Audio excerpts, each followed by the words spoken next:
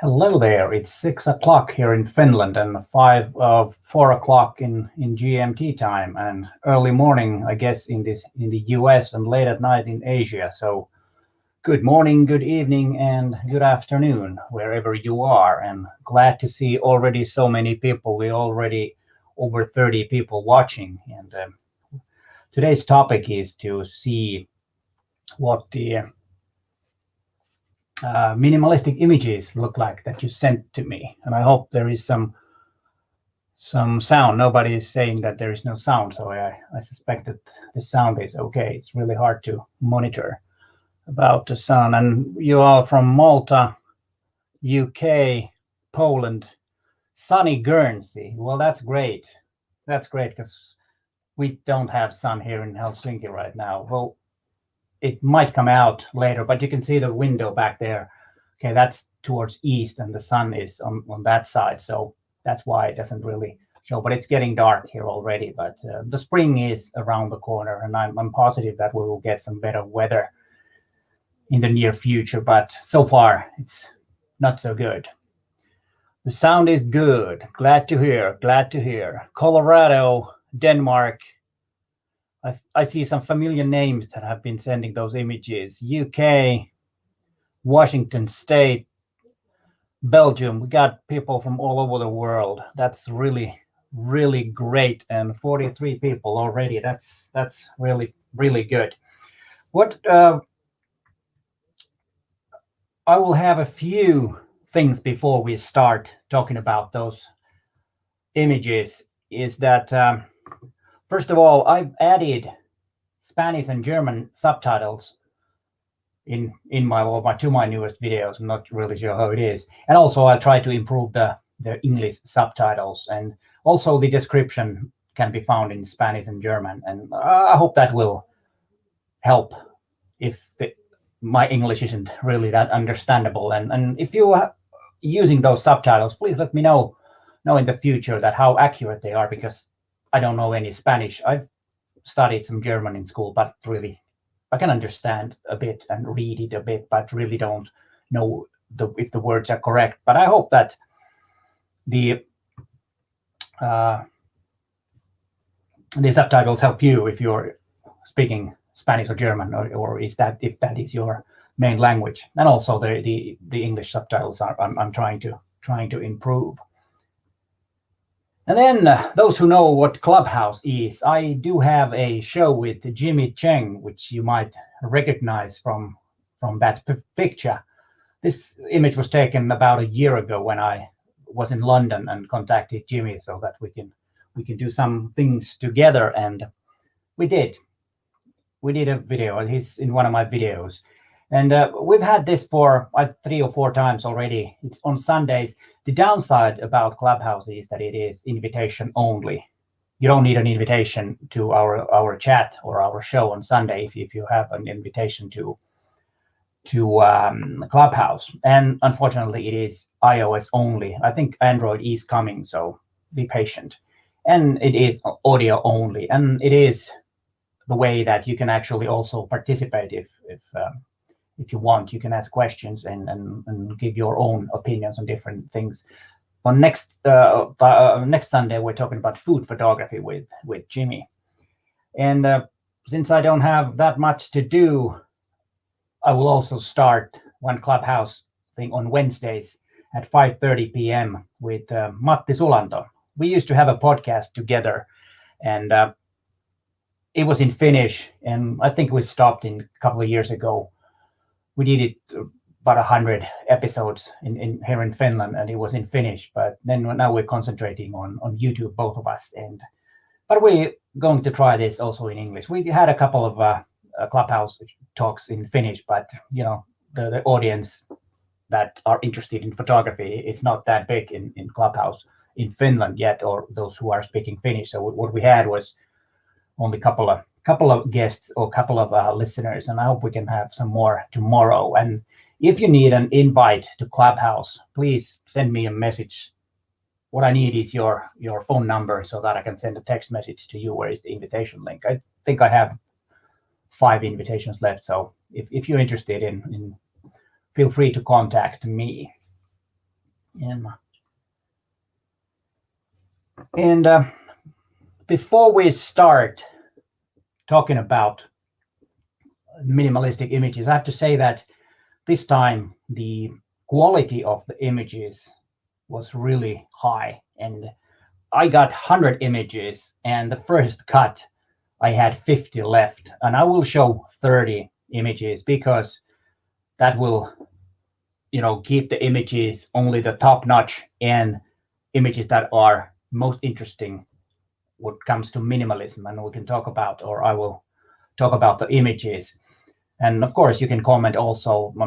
Unfortunately, when I talk about the images, I might not be able to react to the comments, and if there are any questions, we try to end this session with a few questions. I try to find some relevant. Let's try to keep the questions on photography this time.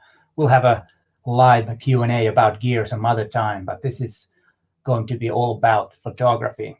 And let's see how many are we. Well, 55. That's a good one. And we have let's see, Germany, California. Oh, there's some syncing problem with the audio. That's annoying. Let's I don't know if I can fix it. Let me check if there is just a minute. There is my software control, and let's see that I don't have any syncing problems there. The levels are nice, but then let me check that I don't have any settings on. No, I think it is. Yeah, I think it is. Should be okay. Let me put that away and see. Is there any other one who is seeing that the audio is not in sync? I have a microphone straight into the camera, and the camera feeds the photo, or the photos, the video and the audio to a switchboard. And let's see, Scotland sound is okay. Okay, then it might be a bit different things in different parts of the world. There might be some problems with the connections. And Terve says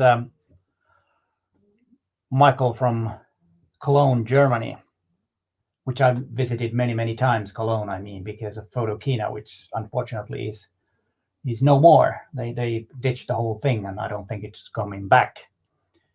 And let's see. Yeah, everything seems to be okay. And Montreal, someone from Montreal, Slovakia. Oh, okay. Sam Thompson said that he refreshed and it's okay now. So okay, that's good. Ukraine, we have a lot of people. We got 59, now it's 61. So we do have a lot of people, and those who just have arrived a bit later, we will start with the photograph just in a moment. I will just wait for a little while, and I hope you've all been safe. I've heard that some countries are going to the wrong direction with the virus situations, like Finland.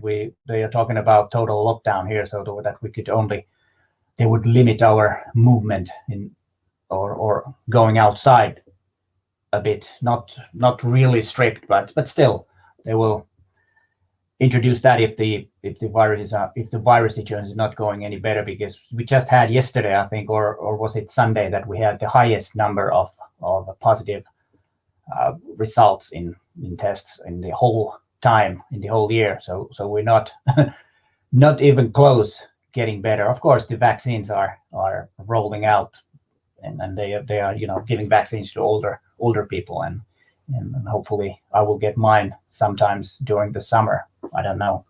We will see that.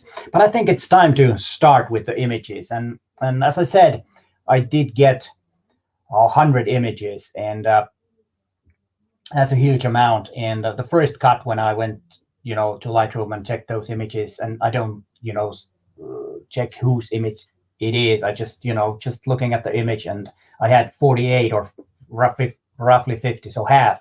So then I had to cut down 20 more, and went down to, I think, 30 or 31 in the end. So we will keep this in about 2 hours, and see if that is enough. I hope, because it's going to be too long, but we will see how it goes. And as I said, the quality of the images was really high, and I think this minimalism is not actually that hard to make interesting images. At least I am very big fan of minimalistic images, and a lot of people used also negative space, which is one of my favorite ways of making composition. I kind of like simplistic, and in that sense kind of like nice images, or that, well, those images seem nice to me, which are really calm. And maybe it is the Scandinavian design type which is really minimalistic, so maybe that's why.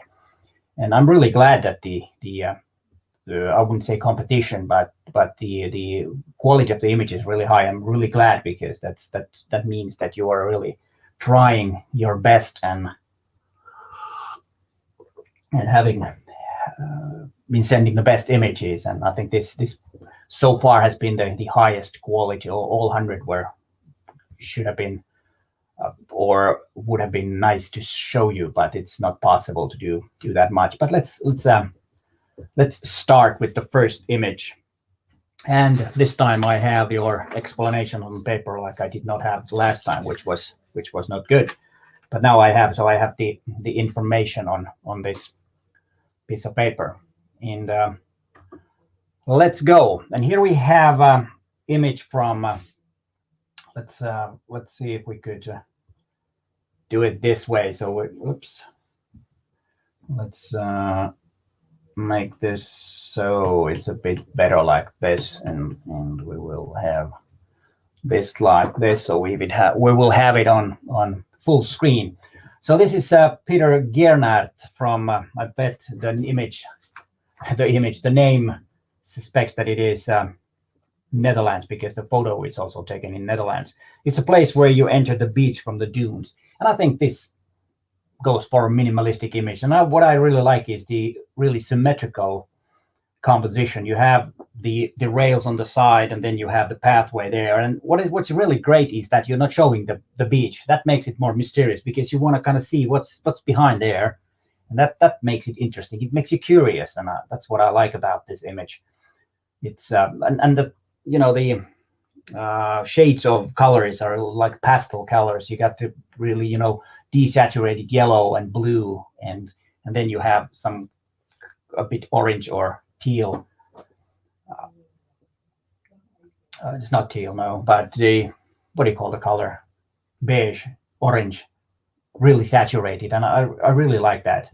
It's well-made image, and I like the symmetrical image. But it's not that easy to make when you have a fence like this, to make it totally symmetrical. It usually crooked a bit.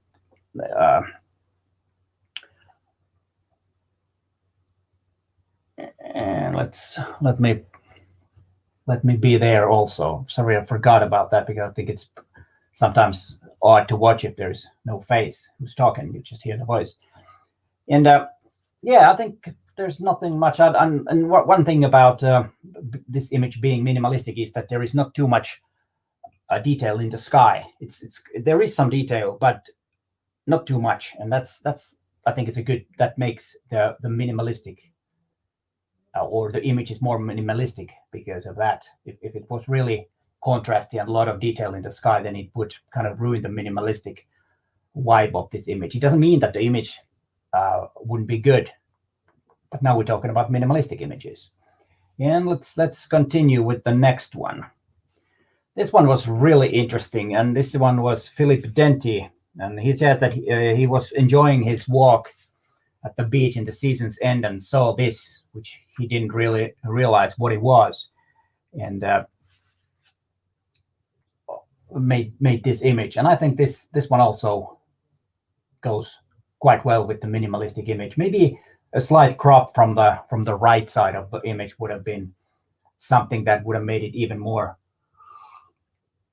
minimalistic, but I think it goes very well like this. The editing is a bit rough, so it's a bit the details have been a bit, or the it's been over processed in my opinion. Maybe taking it down a bit would make it better. And I really like the small clouds that are here. I don't know if you can see it shows. You can see the small clouds here, which is kind of interesting. It's not too much, so it will keep it minimalistic. But these kind of images are really fun because they raise questions. I wonder what that is that we see on the middle of the beach. And yeah, this works really well as a minimalistic image. And let's move on. And we're at the beach with this image. This one was something that I really looked a long time, which is usually a good sign. And I was wondering if there is too much details on the sky for this to be really minimalistic. But then it's a small portion of a big area, a beach, and it does have only few elements. I think it's a nice image, and it's just on the edge of being minimalistic, but I wanted to take this because the image looks really interesting. And getting these kinds of images like this, what Frank has made is it requires you to really look around and look down, look up, and look all over the place.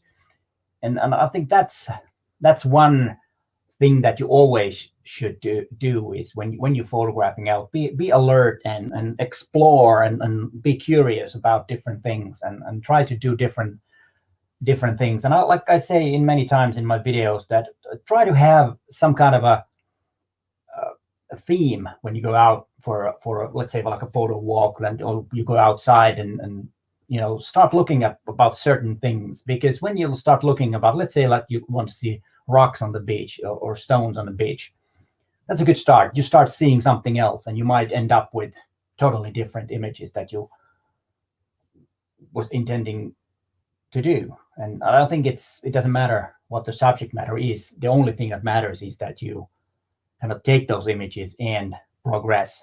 And I think that's the most important thing. And I don't know, what do you guys think? Do you see a minimalistic image on this one? I think I do a bit, but it's right on the edge that it has too much information or too much things in an image, but it's here, and it's a good image. Let's see, are there any comments here that yeah, there is one interesting. Let me bring this image to the screen. Lauren says that neat photo of two rocks. Maybe draw a white line at the half and split image to 1 and 1. Yeah, that'd be interesting. That'd be something. Yeah, and then there was Tim Bow says, I like Frank image and I think it fits the brief. Yeah, I totally agree. And let's continue with the next one.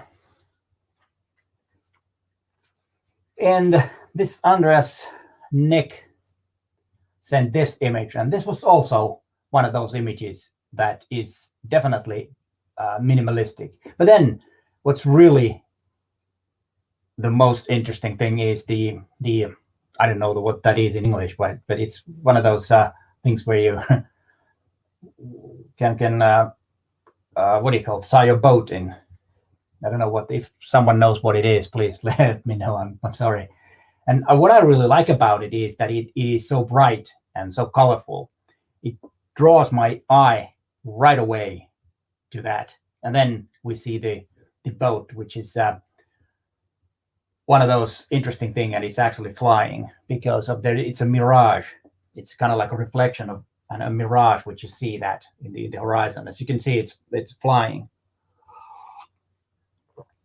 And that makes this image really cool. And then also the diagonal way when you go into the yellow thing there in the water, into the calm water, and then you can see the kind of like the flying tanker or whatever cargo ship that is.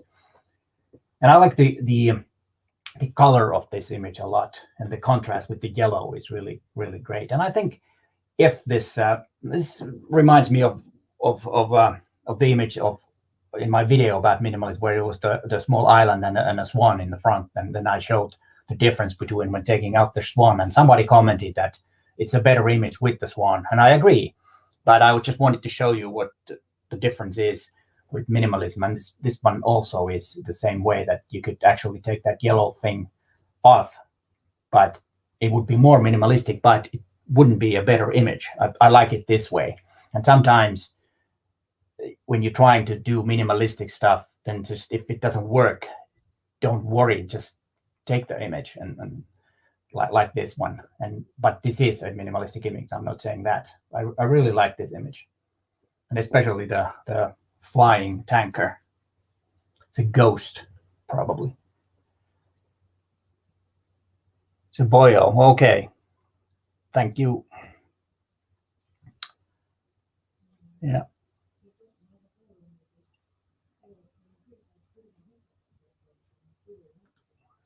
Oh, okay. It's called a superior mirage. Yeah, these are interesting things.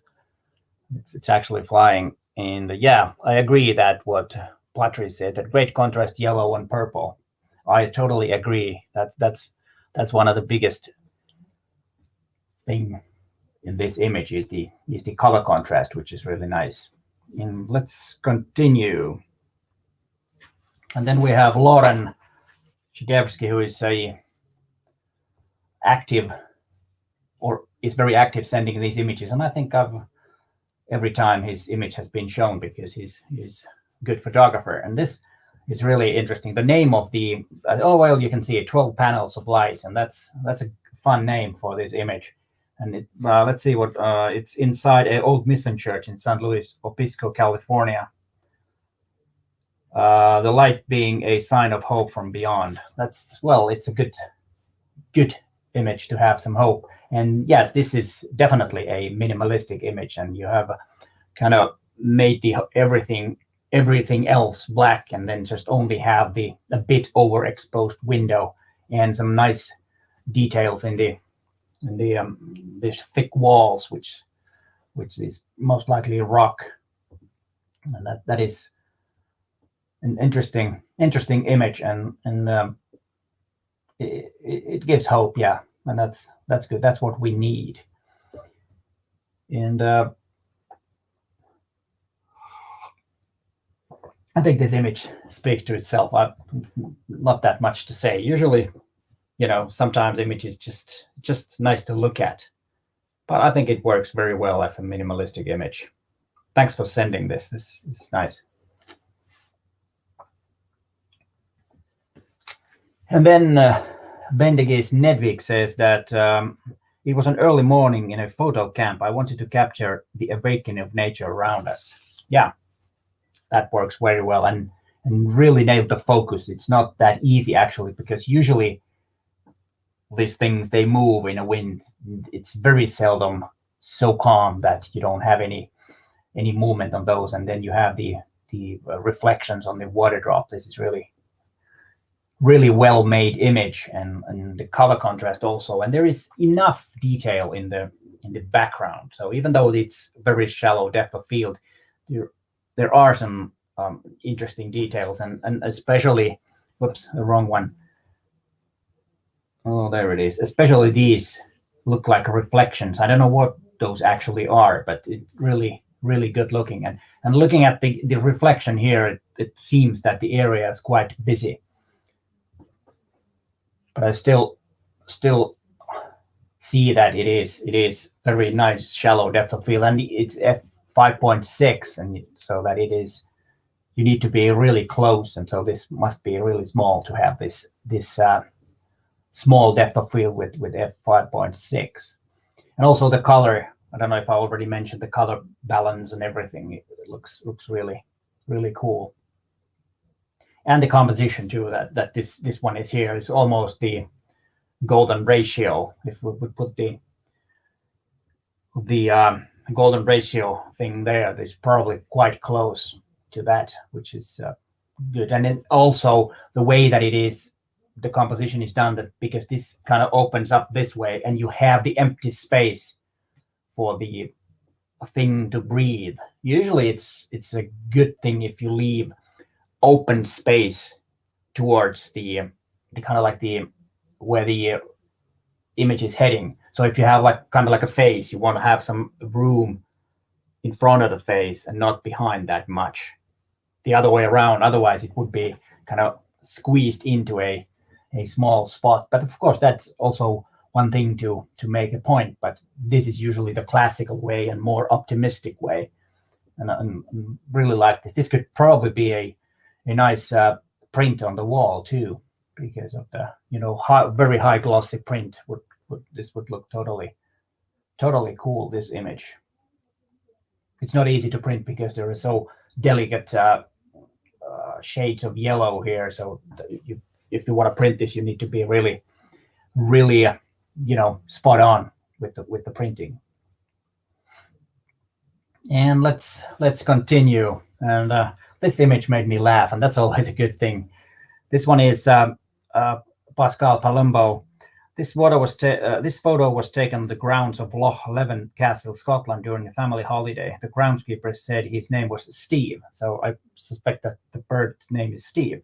My daughter enjoyed feeding Steve grapes as we ate lunch. Yeah, well, Steve is looking for some more, and really eyeballing you guys. And I like the composition. It's not the one that you would do like naturally, because it is a bit odd, but I like it because of that. You kind of like don't show that much, and then but you still show enough to understand that it's a grass, you're outdoors somewhere, and then you have this really great colored Steve. I don't know what the bird is. Did it say? No, I don't know if anyone knows too. The what bird that is, and also negative space on this one is very well used, and everything I think works in this image in a funny way, and the color, the green and the red, and then you have the deep dark blue, and then the white. I don't know if it's a nose or whatever you call that, and a bird, but very nice. And also what's good about this is that if you look at the head here, you can see the light, you have the shape, and you can see all the details here. And then you have the light, and you got a bit shadow here and some light more here. So it gives some shape too, even though it's quite flat, the light, but there is enough light and shadow to make that. And the eye contact is totally great. It's, you're just eyeballing. You just want to see those eyes that are there. That's great. That made me smile, this image. It was a very happy image to me, and I think you had a good time taking this image with the family picnic and all. And then we have Bob, who's taken this image, and let's see what he said. I shot last year on my weekly photographic dog walk. I like the large blocks of color punctuating by the incorrectly positioned trees. Yeah, this is also a very good image. and it is a minimalistic image, even though it has a lot of details in the front, you know, a lot of things going on with the flowers and all, but still I think it is and minimalist. And I also like the horizon is a perfect spot, and then you have these trees on the side, and it's at the same time it's symmetrical, and it's a good thing that the trees aren't exactly the same. The other one is a bit bigger on the left side, and this one also is good, and some small clouds there in the top is nice. It looks nice. It is really nice looking, and great composition, as I said. I think I already said that, and this is yeah, well done, Bob. And then we have let's look at this image like this, because it's it doesn't, I don't want to have the text and everything else in front there, and maybe I'll turn myself off for a little while, and we can check out this image. Let's see. Oh, the bird was peasant. Colors pop just like the eyes pop. Yeah. Peacock, thanks. Okay. It's a pleasant pheasant. Okay, the bird we're talking. But let's talk about this image. And this image was by Jean-Claude Cras. Picture taken in Isle-sur-la-Jorse in France. It's just a branch floating on the water. It was taken last summer. And when I first looked at the image, I thought it was some branch in ice. The water looks really like it's has frozen, but I think there must be something in front of the leaf. If we look at this area, there must be like there was some fog or something in front, or something that makes the image a bit mystical. And I think this works very well as a minimalistic image, and these are the things that I think you when you're doing these minimalistic images is something to look for. The small thing, if I want to start nitpicking, is cloning that out. It's not a big thing. It doesn't, you know, ruin the image if it's there. But it's just something that I would have done, is just to take that out if possible. And you can also do, like I think I said in the video about minimalism, and if there are some distracting elements on the ground and you're not making a documentary, but you want to make an artistic image, just move the stuff away, or clone it away afterwards if it's not possible to get rid of some distracting elements on an image like this. Probably if this is water, this would have ruined the image if you had gone into the water and taken that out. But I would clone it out. It's just a small little thing, but it goes like this. If you want it to be there, just leave it. It's not a big distraction. But yeah, very minimalistic image. Let's go to the next one. Let's see, this is Brandon Flatguard. I never really tried taking minimalistic pictures, but this shot I took a while back came out with fantastic colors in the night sky. Yeah, it is fantastic colors and perfect exposure. You have the details there on the surface of the moon, but you still have some details down here. It actually, yeah, it looks a bit better now. I wonder why. This is interesting, because a lot of times the images that you see on the stream are really dark, but now the images look a bit about the same. Maybe they fixed something in StreamYard, which I'm using for streaming. And there are some details, as I said, and I like the blue colors and the contrast with the yellow moon. And definitely minimalistic image. And what I like about this is also the composition is not the obvious. You have the moon really on the side. It's a bit distracting, but in a good way, because it's you would want it to be a bit more in the middle, but it doesn't really matter. And what I like about it is that it is right here.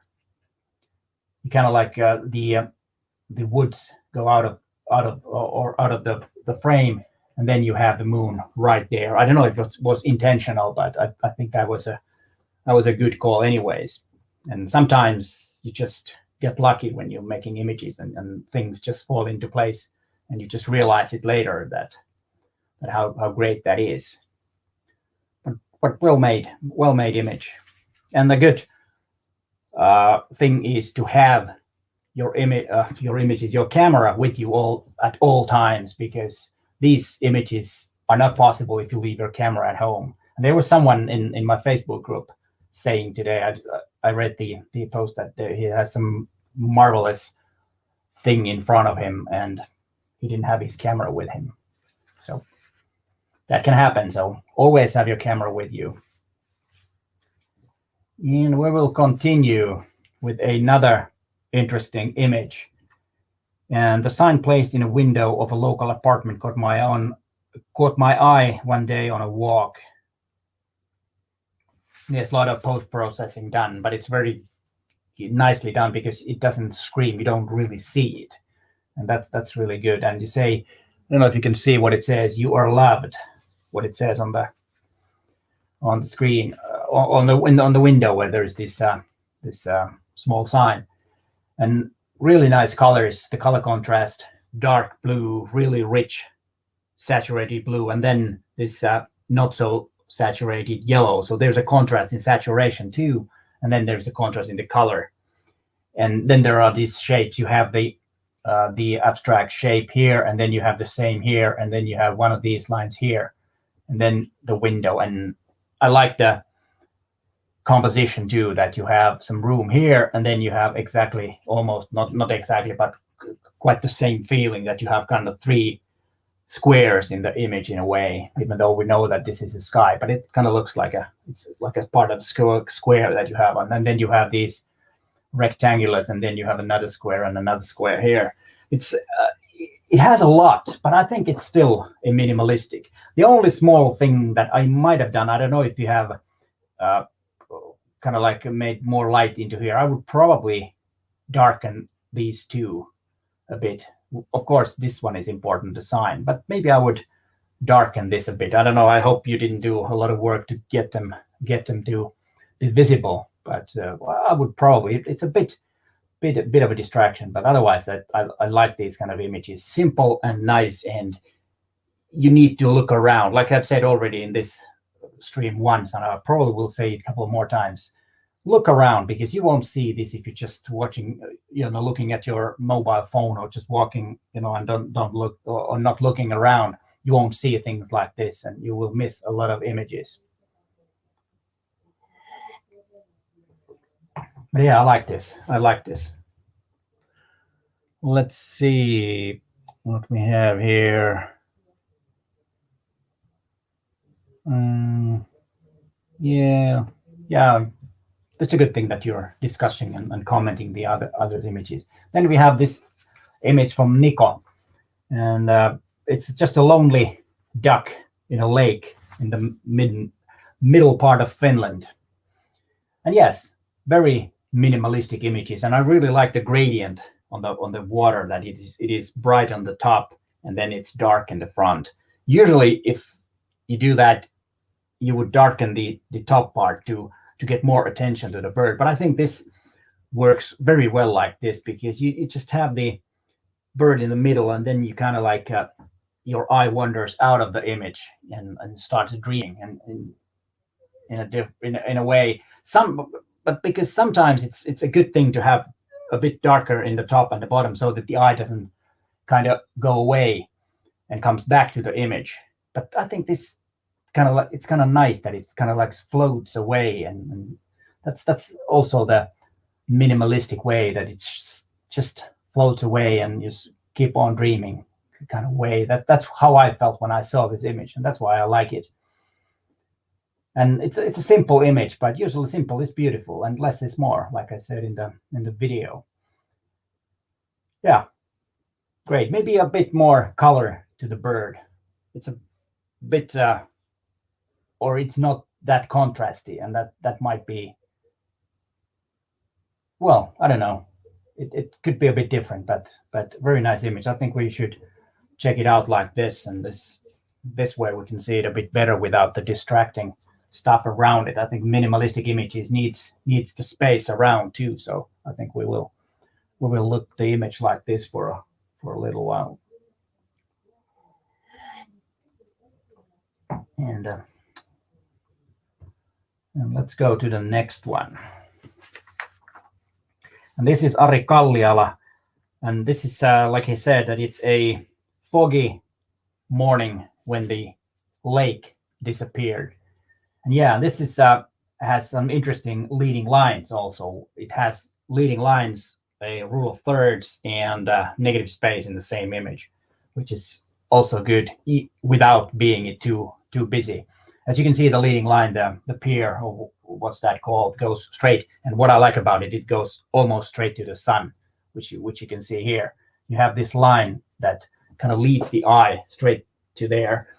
And there is fog enough to make this image minimalistic, so that it disappears, like he said, the lake disappears, and this is really good. And then you still have the reflection, so you have the kind of feeling of water without, of course, this tells you that it's water, but still you have, without this, it would be also water. And I like the fact that the saturation is low on this image. This is really well made, and also this would make a nice print, but very hard to print because you got lots and lots of delicate different shades of yellow here, and then it goes darker, and it's really hard photograph to print, but really glossy and really make it maybe on a metal and some acrylic acrylic would be totally cool material for this print. Yeah, really nice. Let's see if there are any comments. White frame really works. Yeah, that was one thing that I didn't mention, that the white, usually I don't like the, let me go a couple of images back. With this image, you had the white frame, which is actually another square in this image. That was a good point. Hello, Luis.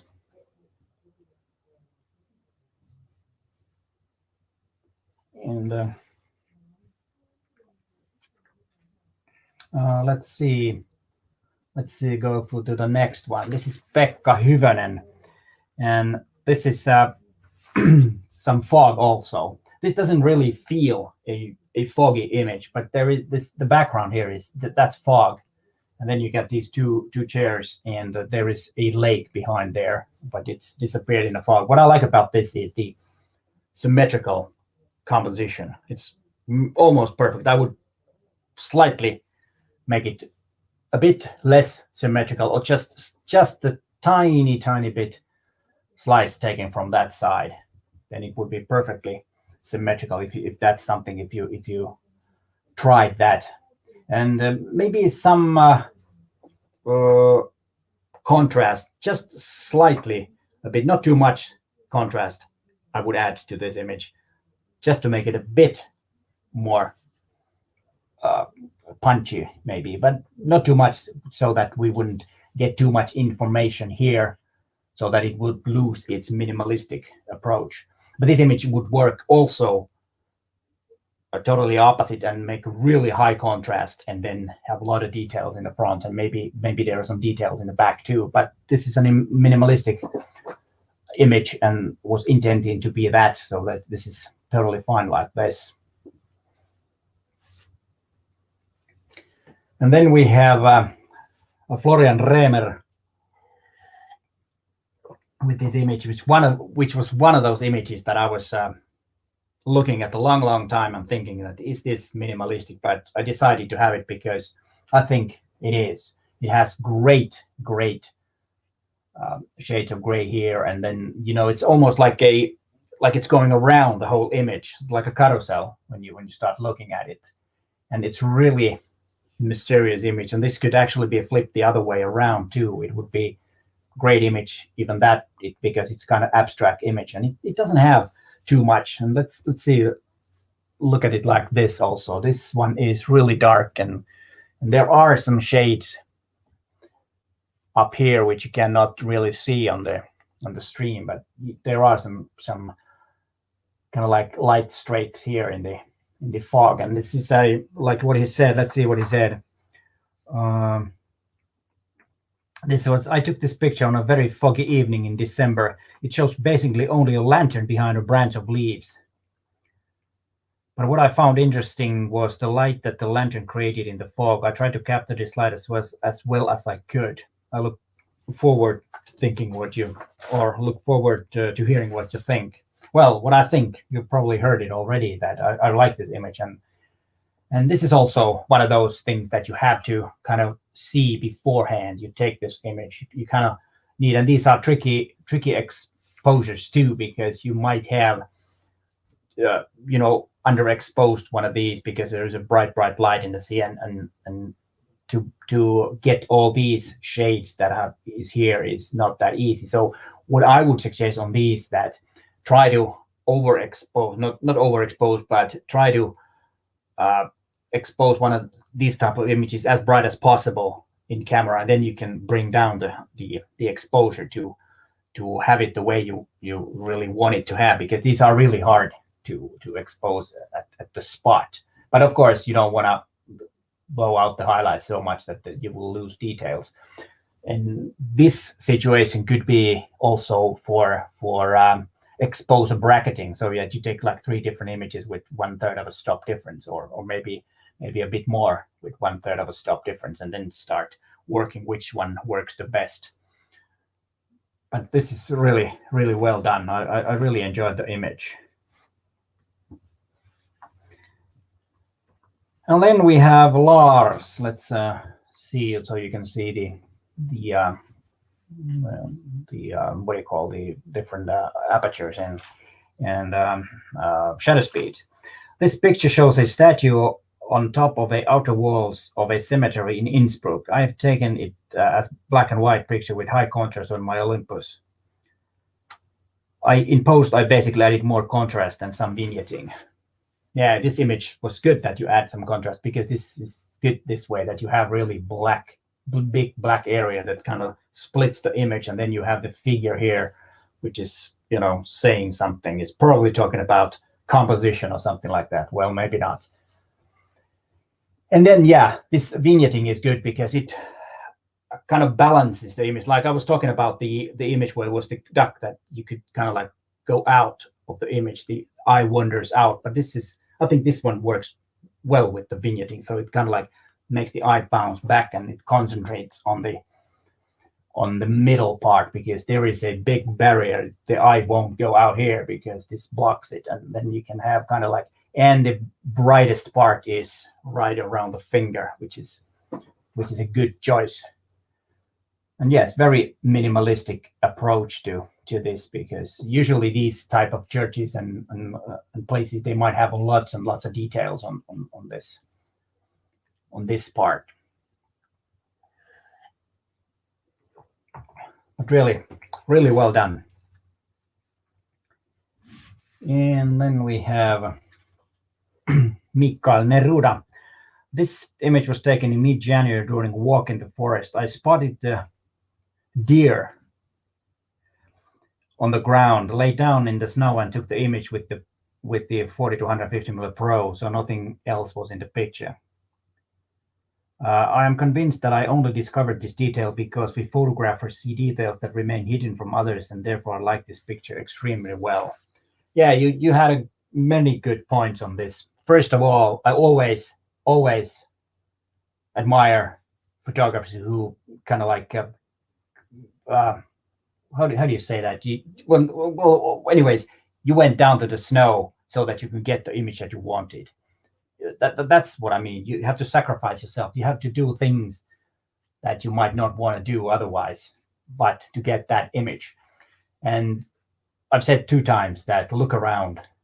You will see things like this when you kind of look around and start seeing things. And this is a great example. You said that this was a deer, and yeah, it is. It looks like one, and that is really good. And also the exposure, as you can see from you cannot, let me move myself to this side for a little while. You can see from the histogram that it is really a high-key image, and it's not overexposed, but it's perfect exposure. And you can see the details in the snow. It's not just overexposed white stuff, which would of course be another type of image. But I think this works better than you have this light and shadow. And also what's good about this is that the brightest part of the image is right here behind this deer. And that kind of leads our eye to that, because we see the brightest part of the image usually first.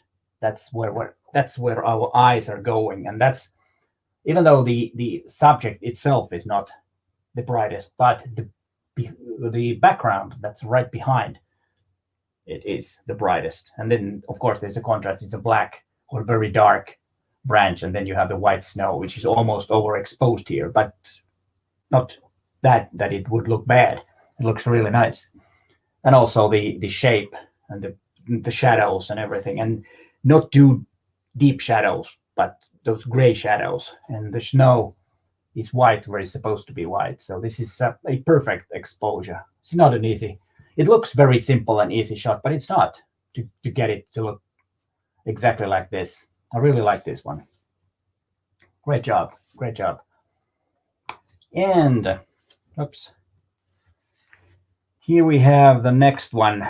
And this is interesting what he says. I started to learn photography in August last year. As an exercise, when I don't have my camera's gear with me, I use my iPhone. Very good. Very good.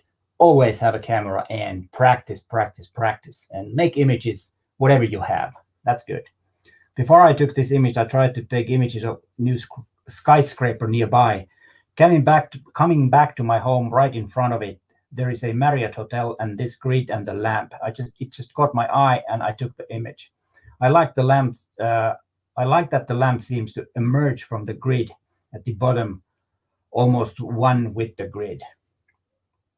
The lamp is originally green. The image was not cropped, only turned into black and white via Nik Collection. Yeah, Nik Collection is a good collection of different presets that you can adjust your image.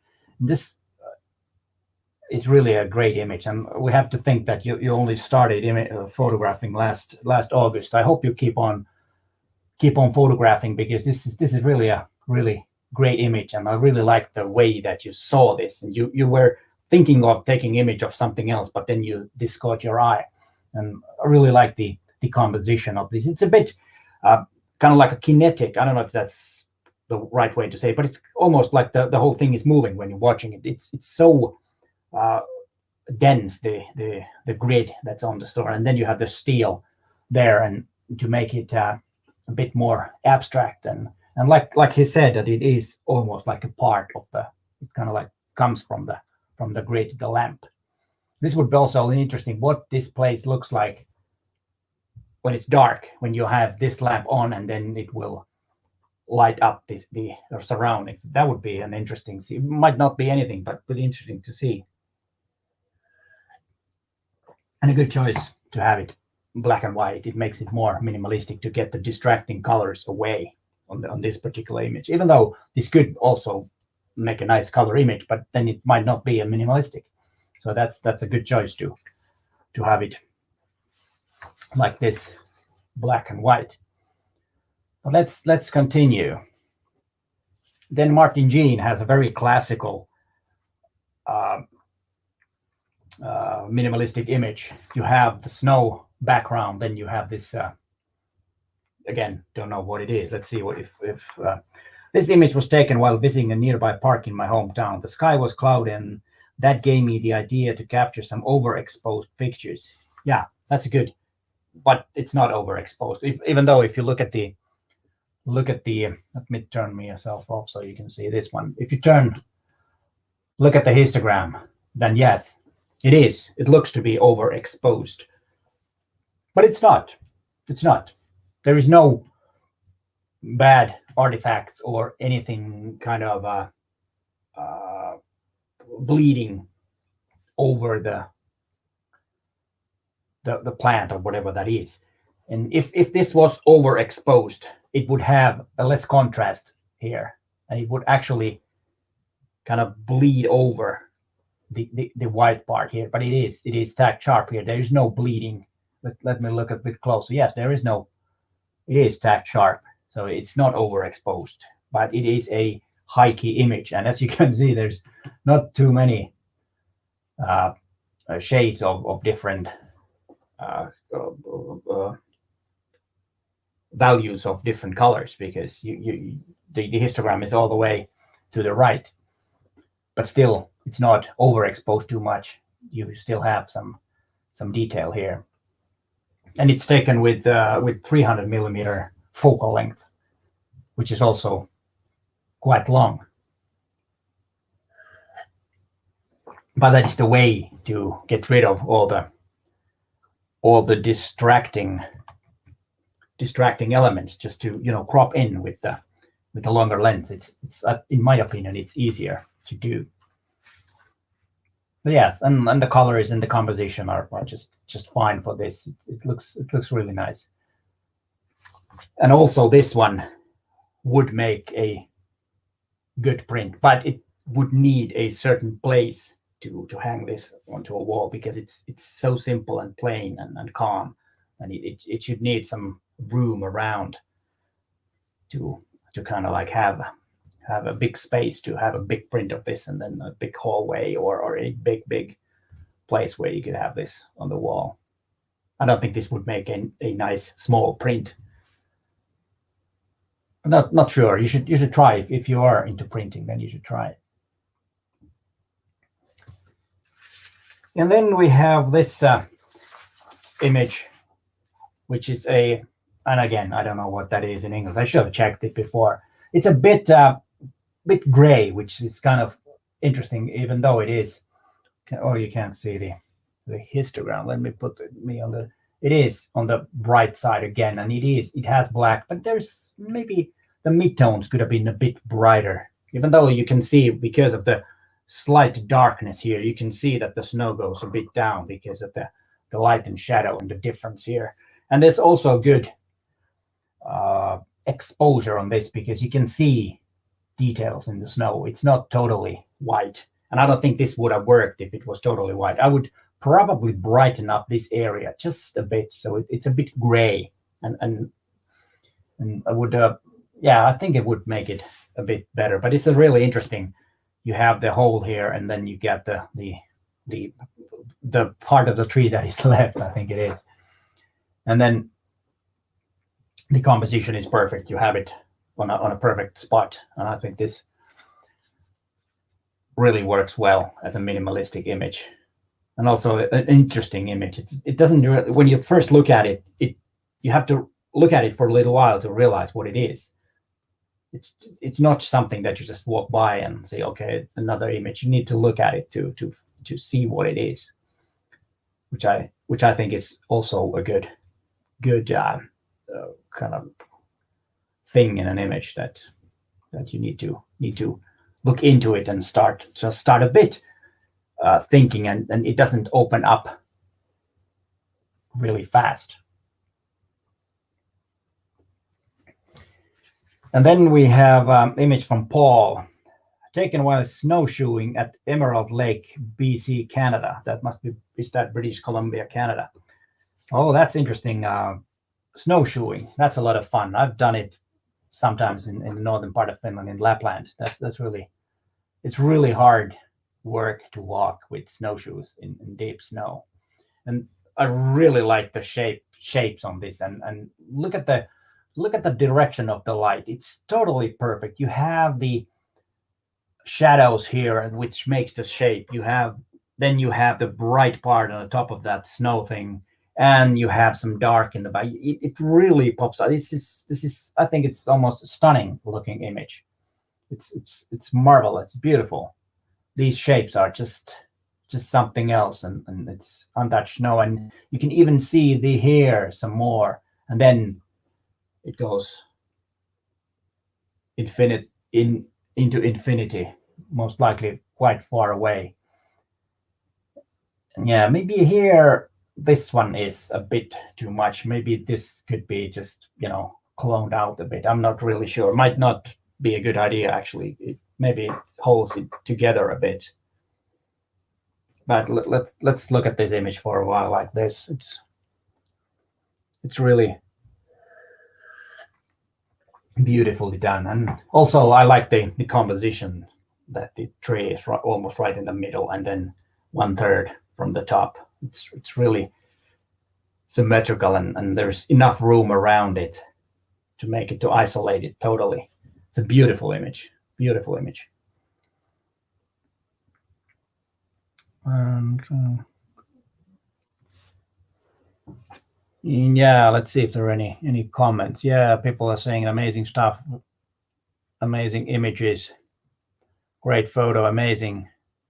I totally agree. I totally agree. It is. It is. I think it is one of the best on these. A lot of good images. There's always one of the best. And let's go on and see what we have next. Then we have this is taken handheld, early morning, just before sunrise, the image of moon. And yeah, this, like the moonshot we saw before, had the same kind of composition almost. There was the trees in the here, down here, and then you had the moon, and then that moon was a more yellow, and this one is more blue, but perfect exposure too. It has you can see the different shapes, and they might be even clouds. I don't know. It looks a bit different. In very good composition, very nice that you have the moon up there in the corner, but not too close. And then also a slight distracting thing, but in a good way, is the distance is a bit different from here and here. So it's not perfect in that sense, and that makes it better because there is that small distracting element that does not ruin the image. And I really like the cold shade of blue here, and the moon also is blue, which is interesting because usually we will see the moon a more warm color, but this is nice. It's a bit different.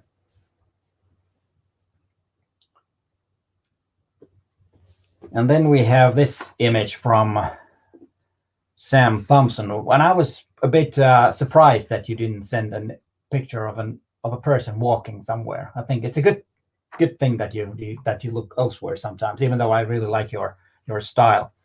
I shot this for the Minimalistic assignment, but jumped the gun on this start date. It was shot on a very flat day, and I adjusted the background to white it out and added a little to the shadows. The final adjustment was to rotate the gull a few degrees to point towards the corner of the frame. Yeah, that's good explanation on what you did on this image. And I think that's just the right way to do it, to brighten up the sky, to make it totally white, no details. And then you have details here. It's not too bright. And then I like the framing too, and the text. It's really classical and really nice looking image, and really minimalistic in all ways. Even the font you chose is minimalistic. Let's take a look at this image like this so that we can see it.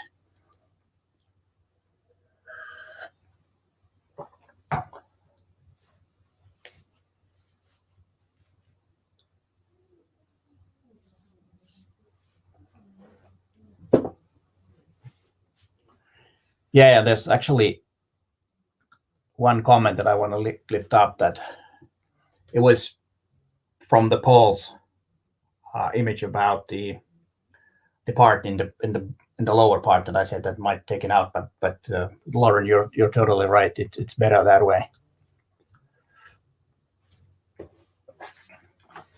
Yeah, sorry. Really nice and well done, Sam. I enjoyed this image, and one thing that I need to mention, you said that you turned the bird a bit, and that's really good. Then it goes down towards this corner here. That's a nice little touch, and adds up to the image.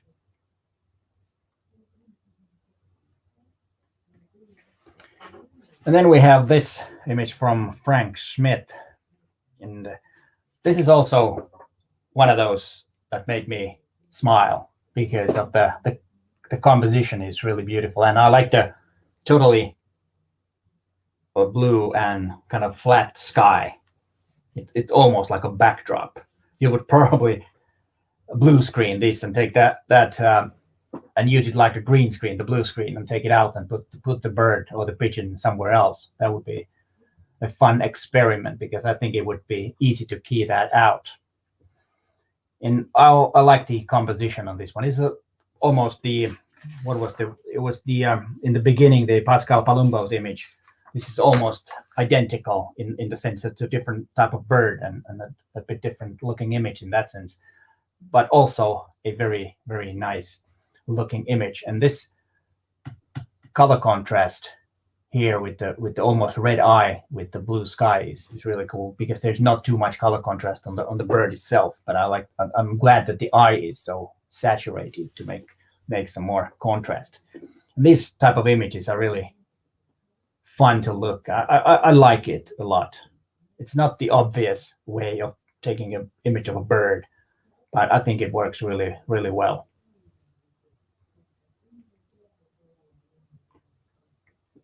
And then we have Alberto Moreno's image of a horse. And also here, minimalistic approach, cropping in, having a very simple background, and what's important to have the eye. And it's funny, if you look into the eye, you can see him taking the image. There's so much reflections. And sometimes it's a good thing to clone that out if there is too much information or distracting elements. This doesn't have it, but that's sometimes what I do if there is too much reflection in the eye. It looks sometimes better if you can actually see. It's more healthy looking eye if it's more natural, but it's sometimes really hard to do. And I like the cropping here, and that the fact that there is some room here, so it's a bit more open, so it's not that closed. And also the composition is really, really well done, and the placing of the eye in the image is good, because that's something that we see immediately. It is something that, because we humans, we look into a creature's eyes. It doesn't matter if the creature is a human or not. It can be an animal, and we still kind of see the eyes, which draws our attention. And that's why I like this image, that the eye is so bright on this. And also, yeah, minimalistic. Well done, Alberto, sorry. And Natalie Whitinen sent this image, and she said that using of negative space. Perfect, that is. And this also needs to be shown like this. And maybe I'll go away for a little while from the screen. And another great example of using negative space and also the minimalistic approach. Very delicate image, and really what I like about it is that there is a slight dark area over here on this. I don't know if you can't really see on the stream, but there is some shades, and you can actually see the snowbank over here, which makes it a bit better, because you have kind of like a foreground there, and then you have the back, and that's what makes this image very pleasing to look at and very calm. And this one also would be in a huge room, a really good looking print. It's a simple image, but that's the beauty of the image.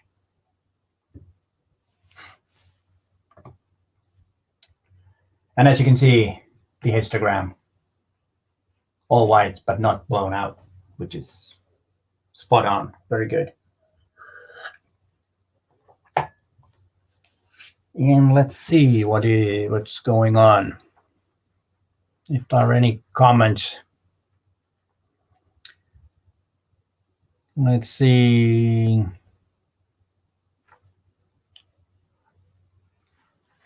Nothing about no questions. So let's continue. And then we have this image from Andrew Cooper.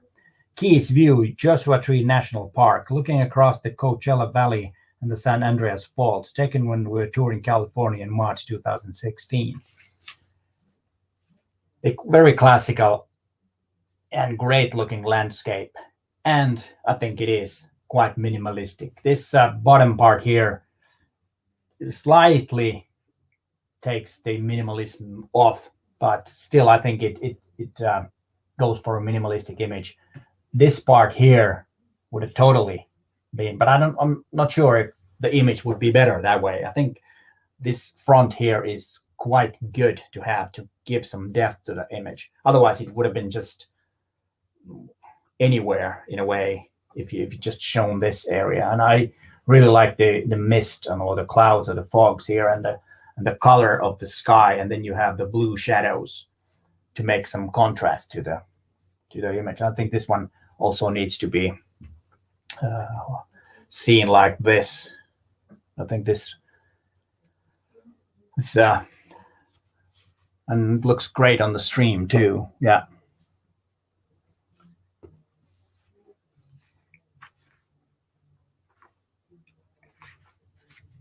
And then let's continue with this. And then I'll put this image straight away like this. Now I think this is the best image on this stream. I think this is just stunning. This is beyond anything that I've like. It's like they always, people say that you need to have long lenses to get image of wildlife. I need to check what the lens was actually, if there's no information about the lens. But this is a good example that you don't need a huge long lens to photograph wildlife if you can capture something like this. And this is so minimalistic image. And in the shades, you can see the shades here.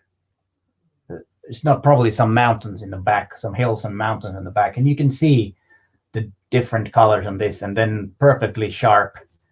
Did he say the animal is, I believe, oryx?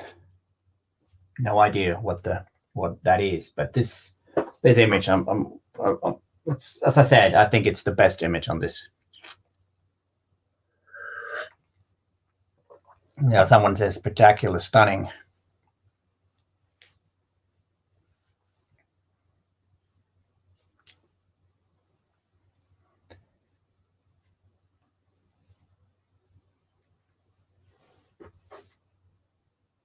And we will continue.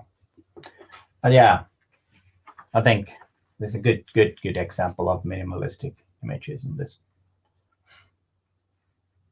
And let's go with the image of Ray Wilson. And this one also is something a bit different. Something different that we usually see. And a pair of socks. Great subject, Ray. I really enjoy this image. A simple pair of socks airing above a radiator, converted to black and white. So it was a color image at the beginning, and then you converted it. A very delicate shades of white. And I think this image, well, it has black over here. Usually an image needs the white point and the black point to be interesting or pleasant to look. And you have the small amount of black here, which is a good thing. And it's very high key, really high key image, as you can see from the histogram. It's everything over here, and I think it's perfect exposure. You have some details in the socks. You can see, you can kind of feel the texture or see the texture. This is the wall, and then you have some socks which is a different material than the wall, and you can see the difference. And I think that's important, so that you can actually not only understand the material, but you can also see the difference in the material that it is. And you have this metal bar, and then there might be some drapes or something. Was it? No, it doesn't say what it is, but it looks like it's some kind of drapes, and there's a window probably over there. And yeah, maybe we'll see this like this, and maybe I'll turn myself off. This is also one of my favorites on this, because of the subject matter is not the obvious. I think Ray, you did good job on this image. Let's go to the next one. We still have a couple of more images. And another good example of minimalism.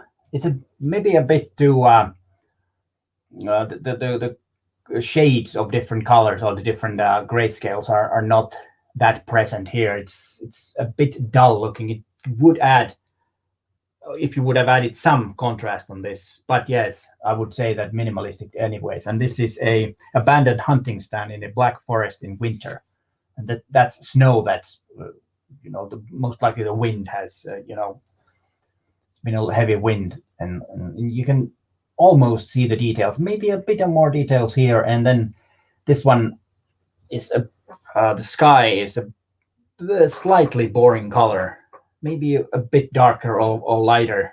The color of the sky would have been a bit better, but definitely a minimalistic and well done minimalistic image in that sense. And also the composition is the horizon, or the level of the ground is on 1/3, and then you have 2/3 on top, and then you have rule of thirds, and you have the hunting what was it called, hunting stand right there in the perfect spot. So it's a perfect composition in that way. And then there is one more image, which is also a real classical minimalistic image. Almost not, I wouldn't say too minimalistic, because of I like the slight movement on the water here, and then the black poles in the water, and then also this one, like the image where was the duck, the kind of like the eye goes just to infinity and wonders what behind there. And Jens said that a really foggy day at the Lake Areso, Denmark, largest lake, which is of course was not visible that day. I was attracted to the scene with the poles for fishing reflected in smooth water and the fog that totally wiped out the horizon. Yeah, a typical weather for good minimalistic images. And that was the last image, and it took a little less time than usual, but maybe my explanations were minimalistic today. And let's continue. I still have some time here, so I'm not going anywhere. And if you have any questions about or commenting, there was someone commenting about the landscape image from maybe I'll bring it up, and said that it might not, wrong way, that it might not be minimalistic. Let's go back and see. And this one, yeah, you could argue that this image is not minimalistic, and maybe cropping it in a bit and leaving the front away would have made it more minimalistic like this. If it was cropped like this, maybe this would have been better for minimalistic. I agree on that, because I see some comments that people were saying that maybe not that minimalistic, and then there you have a point there. Even though I would maybe show the image what I was talking about. Sorry about that. Like cropping the Andrew's image like this, it would make it more minimalistic, I would say. So you people had a point who commented and kind of like challenged my idea, and I think it was good. I like when you're challenging, and because that means that you're thinking yourself and not just believing everything I say. And let's Andrew says I'd go for that. Yeah, I think it's more minimalistic like that. Are there any questions that you would want to ask me? I'm sorry that I sometimes look over there because the comments are there. I don't have my second monitor right now here, so I need to rely only on one monitor this time, which is a bit, or not that good.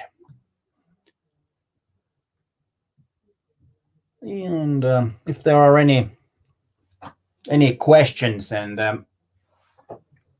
that that you would like to ask me.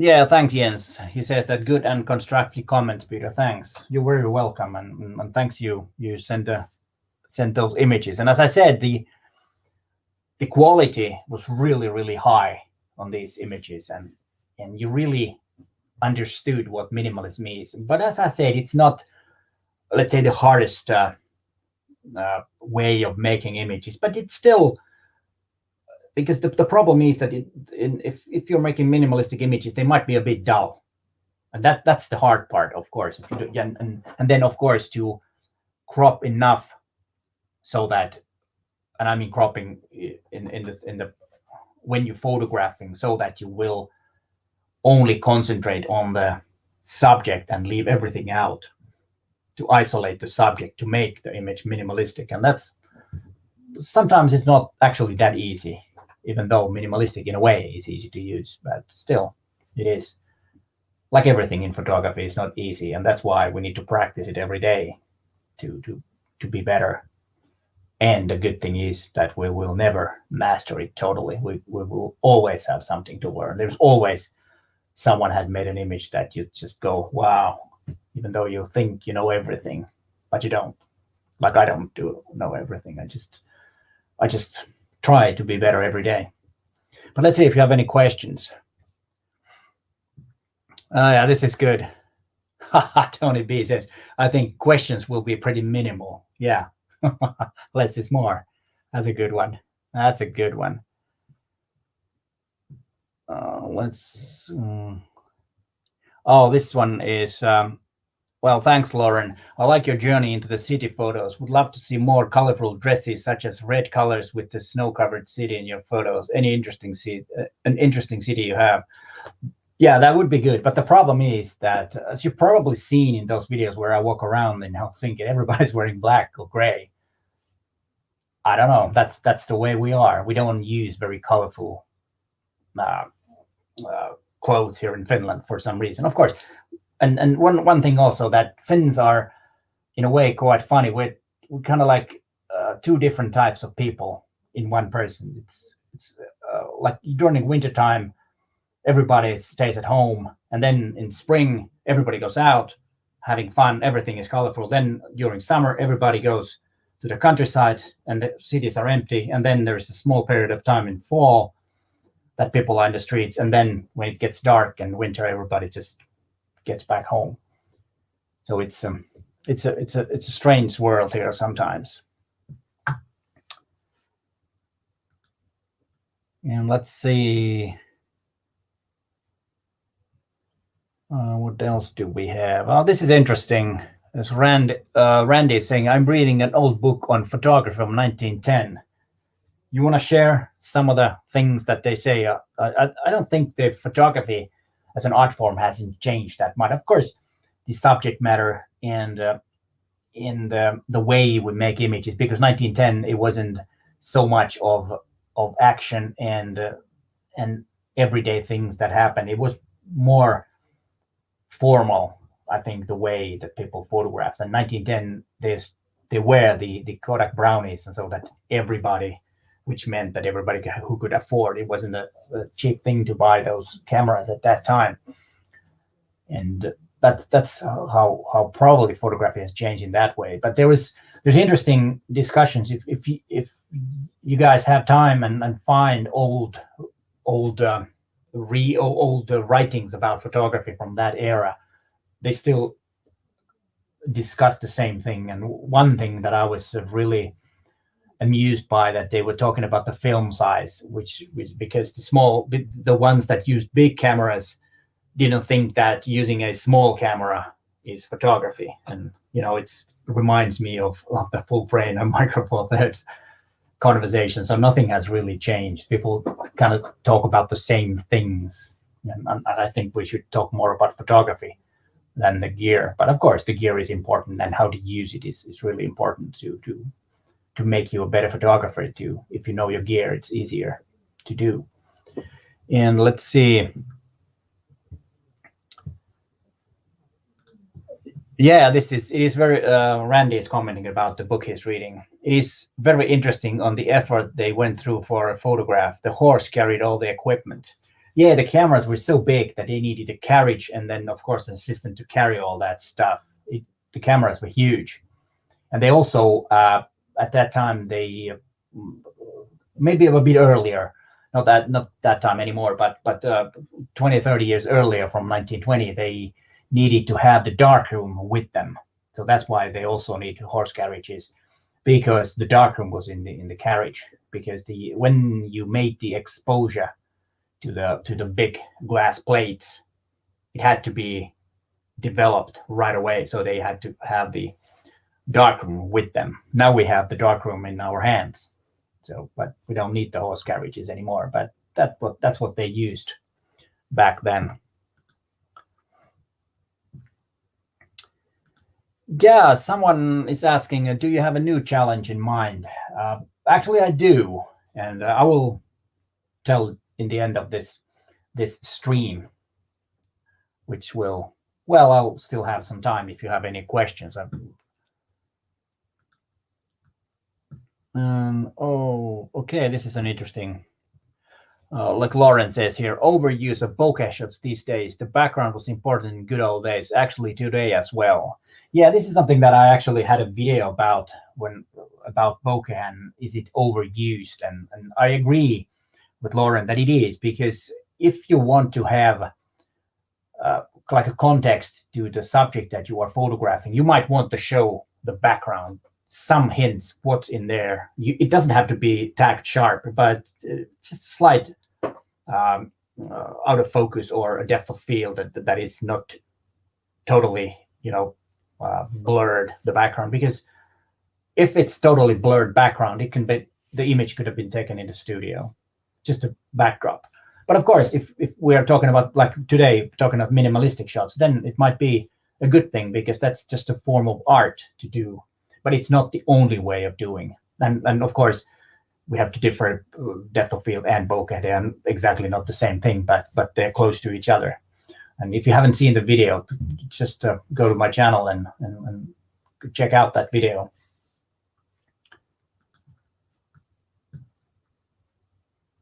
Someone wants to know. Okay, I will. We will have a live stream, or I will make a video first, and then we'll have a live stream, and the subject will be reflections. That was actually, someone requested that a couple of months ago. I think it was January, or was it even December, that somebody requested a video about, and a challenge about reflections. I will make a video about that. But if you have images, start thinking about it. And as I always say, at least try to make a new image. I know you have tons of great images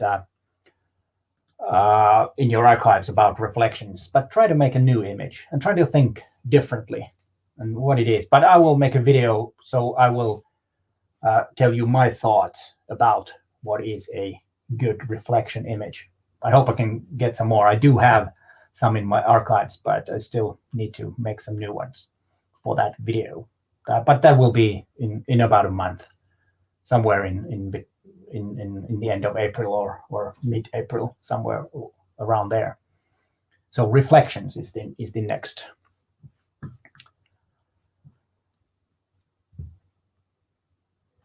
Okay. Yeah, this is Rick Berry saying, if you can find an old 10x8 wooden landscape camera, the experience of real full-frame photography is outstanding.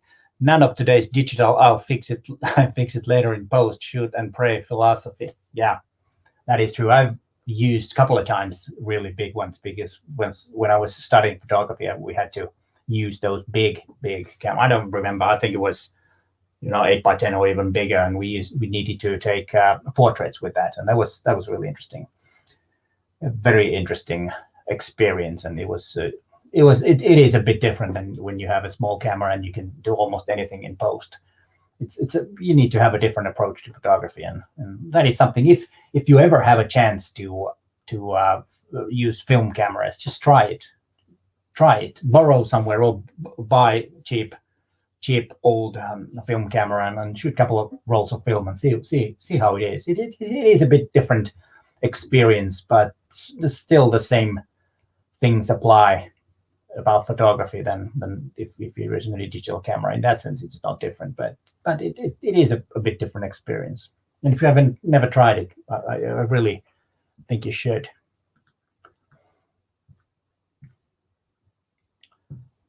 Let's see.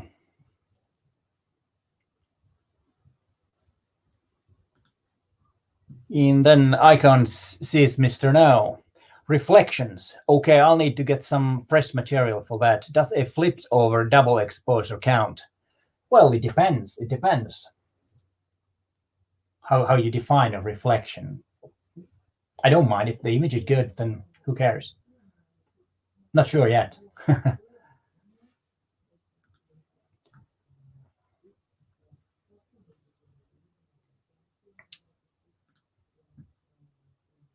Oh, yeah, sorry, it wasn't. Okay, PP is asking, any advice on shooting people versus objects? Please and thank you. Well, the main difference, of course, is that you usually have a lot more time with objects. They don't, start talking to you or are impatient. That's first of all the biggest difference, of course. And with also with people, you need some people skills to talk with the model and make the situation calm and nice and so that the model feels at ease. But otherwise, the composition things, the depth of field things, do you need it or not, and how to do that, and what's your style are almost the same. But the actual act of making the image is a bit different because of course the person is responsive and the object is not. That's maybe the biggest difference. But anything else that regards photography is exactly the same.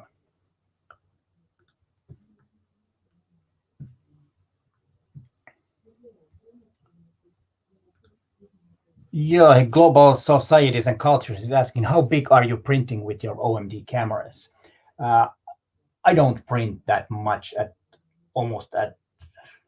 any. Now I'm saying gibberish. I don't print that much at all. I don't have a printer right now, so I don't print anything. And all the prints that are sometimes are in the magazines, but they are just the normal A4 or letter size magazines that there might be some images, and that's of course no problem. But I know that Joe Edelman, for example, has made really big print billboards taken with Micro Four Thirds Olympus cameras, and it's not even the newest ones. It's a couple of years ago, or 3 or 4 years ago even. So you can print big, because if you're making a big print, you also don't look it, your nose into the print. There's a distance. The viewing distance is of course bigger, and usually works totally fine.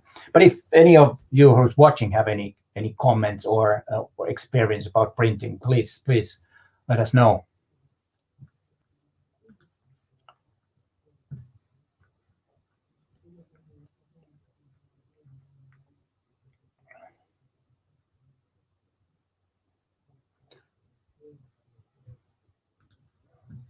And Perm is asking a very interesting question.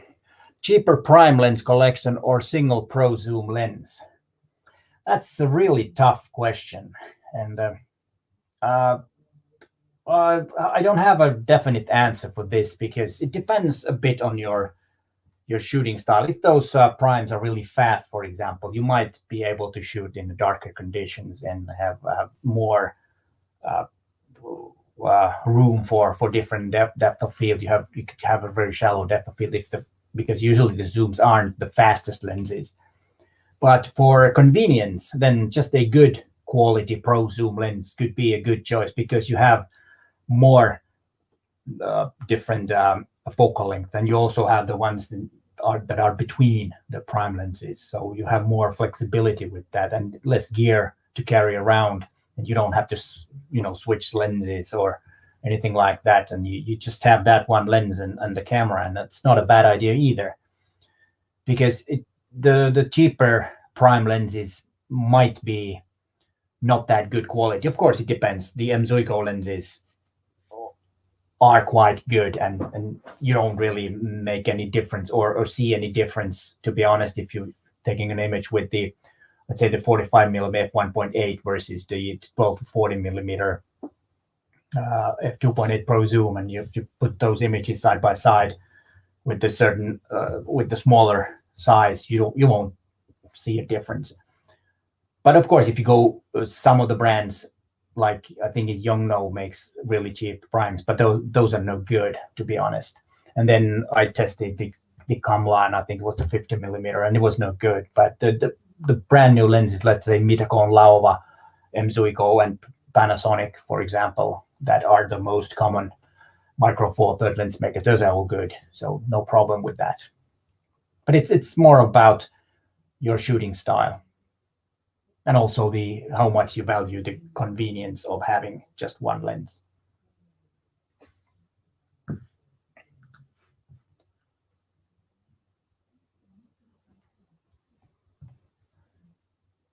And let's see what we have.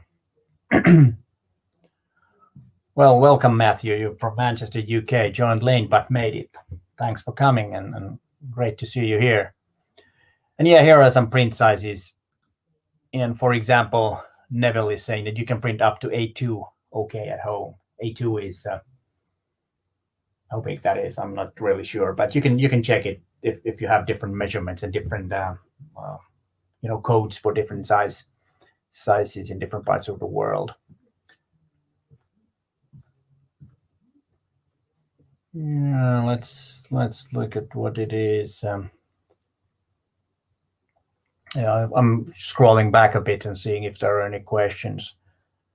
Not really any questions. Then let's some new comments. Let's see. Okay, there is a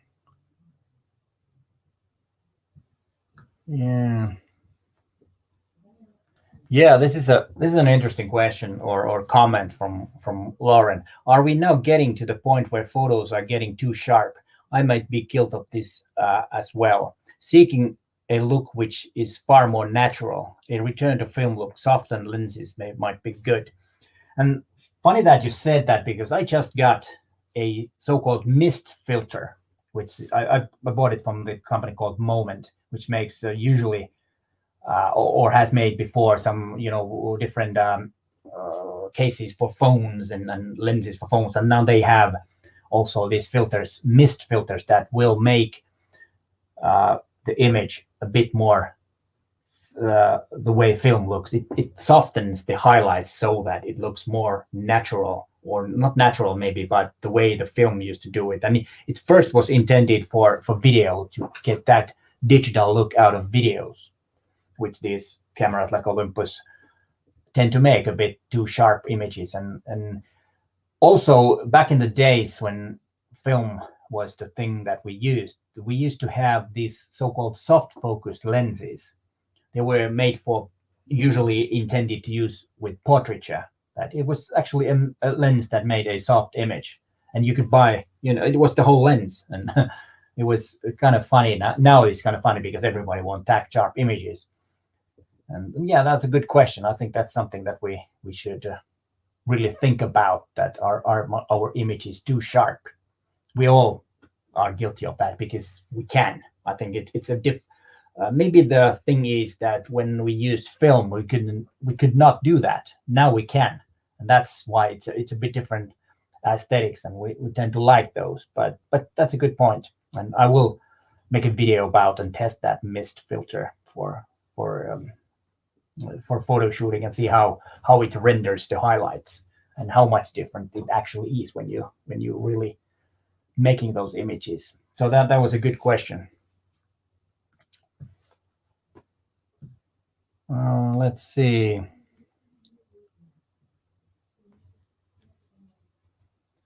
And then there's a question about the exposure.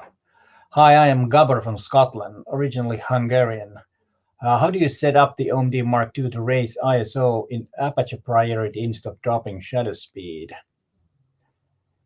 You can, if you want, you can use auto ISO if that's something that you like to do, or then you can assign the ISO to a mode, not the mode, but the dial to dial up a higher ISO, and some can do it so that, or you can. Now I'm saying just gibberish again. You can also do it so that you assign it to a button, and then you have a wheel. You press down the button, and then with the wheel you change the ISO. That's one way. But of course, you have a very effective IBIS on your EM1 Mark II, so you can go quite long shutter speed, even seconds maybe. Might need some practice to do that, but that's usually something that most of us can do to do a couple of second exposures. So that's one way of doing it. But if that's already done, so that you go beyond, then just the only way is to raise up the ISO, or if it's possible to add light to the scene. But in many cases, that's not the possibility.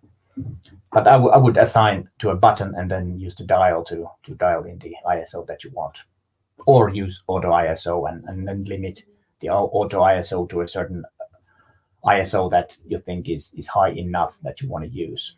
I hope that answered your question. If you have any more questions, please ask.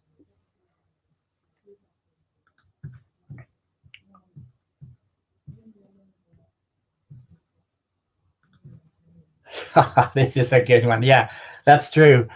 Forget the filters, grab a roll of film. Yeah, that's also, yeah, it is actually quite funny. If you want the filmic look, why not use film?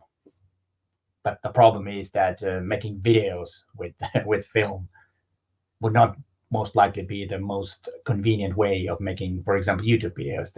I actually got it for video, but I realized that I could use it in photography too, to get more of that filmic look. But you're right. If you want a filmic look, use film. That's a good one.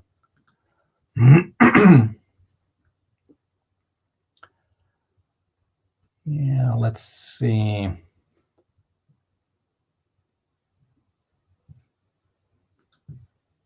And John S. Daltman was asking, Peter, do you still have the 50 to 200 millimeter old 4/3 lens? I hope that one day you will test one of those 4/3 Olympus SLRs with CCD sensor and compare that to the current CMOS sensor for color rendering. Yeah, that would be actually interesting. And I do have the lens. I bought it from a friend who has or had I think he had E3, and now he had only that lens and he wanted to get rid of it. And I got it, and it's a stunning lens.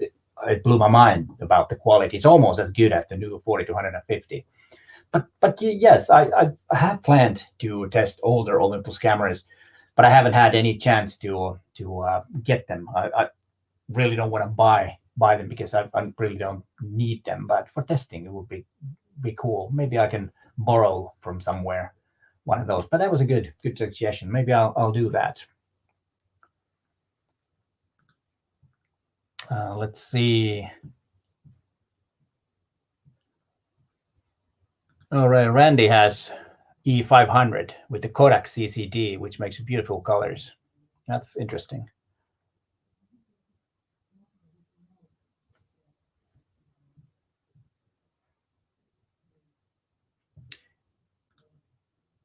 Oops. Yeah, get a UV filter and smear a little Vaseline on it for a soft look. Works pretty well. Yeah, it does. And I'm not sure if I had in one of my videos that I published last summer when I had some 5 creative tricks video. I think I had that trick to put some Vaseline on the lens and to make it dreamy and soft focus look. And then there is another question about monitors. Do you have recommendation for computer monitor or TV screen size for viewing and evaluating photos? Well, get as big a screen as you can afford and get. I know that I think I personally had it was a what's the firm? It's not IBM anymore. It's the I forgot. It's a Chinese computer maker who makes very good. I'll put the link in the description of this video after I finished with the stream. But Dell makes good monitors, and also MSI makes very good monitors that are not that expensive either, and they even have a almost full Adobe RGB on their monitors.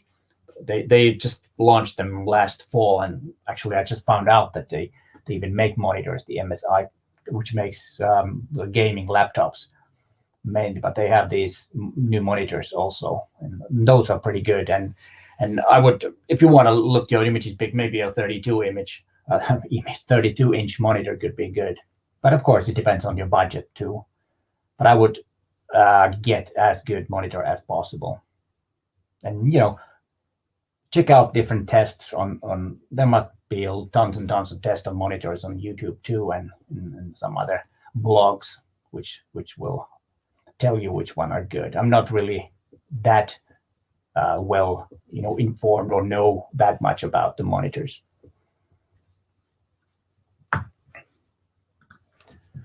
Let's see what else.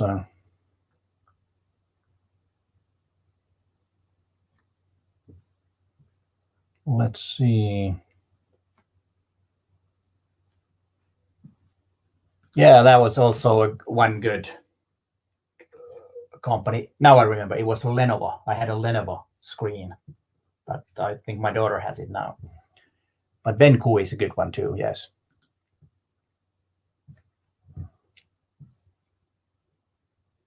Yeah, and here is a tip from Rob Drake. Hi, Rob, how you doing?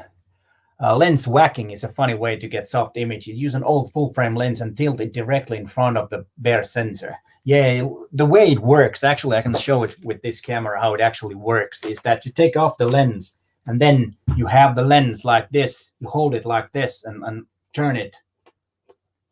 You get really, really wacky results, but beware that you don't mess up your sensor. So avoid really windy, and if there is sand flying around, because there must wind, be careful with that. But that's a good way of doing it. That's a fun way.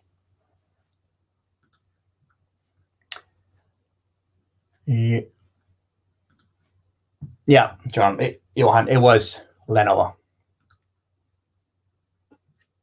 Whoops. Let's see, what else do you have here? Yeah, there was a question that how do we send you a pic for feedback? Yeah, I always have one video a month where I have a certain topic. This time it was minimalistic, and there are the instructions how to send. I make a video about the topic, and then there are instructions of that or how to send the image, and then I will, download the images that you have sent and pick usually about around 30 images to go through. But so follow my channel and the videos, and you will find out. Usually I put the topic, and then there is an assignment for you, so you can pick up that from that.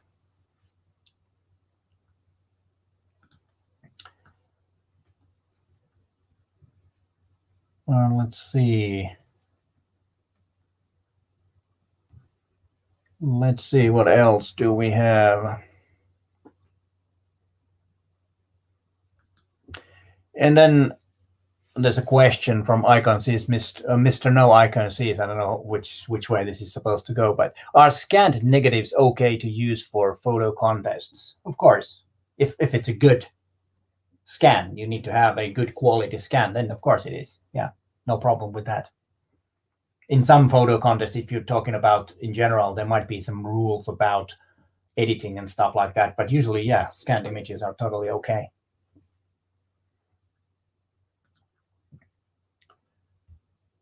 All right, thanks for dropping by, Randy, and have a good day.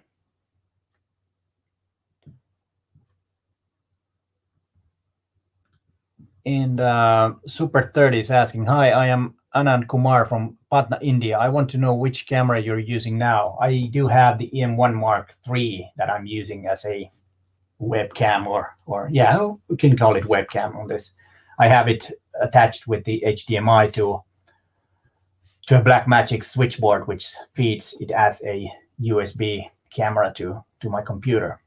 That's the good way of doing. And this is the same setup that I'm using when I'm filming my videos, even though I don't, I just record it to the memory card, of course, then. But it's a good way. And usually quite a few cameras can be used this way.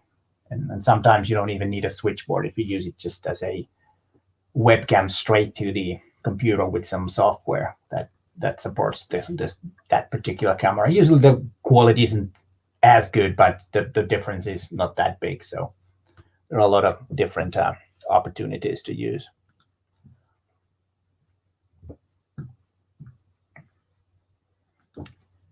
All right, he just found a scan for the next contest. All right, it's not a contest. If you're talking about this feedback, it's not a contest in a way. Of course, if you want to compete with others and see if how good your image is compared to others, that's totally fine. But it's not a competition in a way. It's just for you to get some feedback for your images and also enjoy great photography. That's why I like to make these, because I like to see great photography and want to give back some feedback for you, because you've been so good to me by subscribing and watching my content. Yeah, Super 30, no problem. And if there are any, we've been almost here 2 hours now. We still have some time, and if you have questions, I can be a bit longer. No problem with that. Let's see what we have. We don't have any more questions, and if you do have, I was once also want to ask you a question.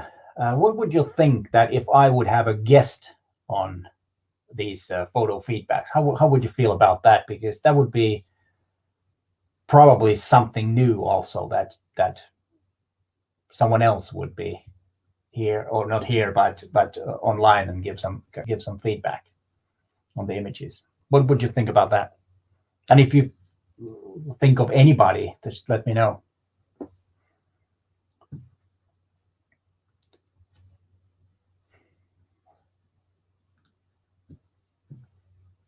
And then there's the question about global societies and cultures. Do you have any books with your photos? Well, I've written several books about photography, and yes, there are some images. And I think it was 16 years ago, my first book was called A Good Picture, or actually A Good Photograph. It was about, let me see if I have it right here. Yeah, it's actually a small book like this. This is my first book. Kuva.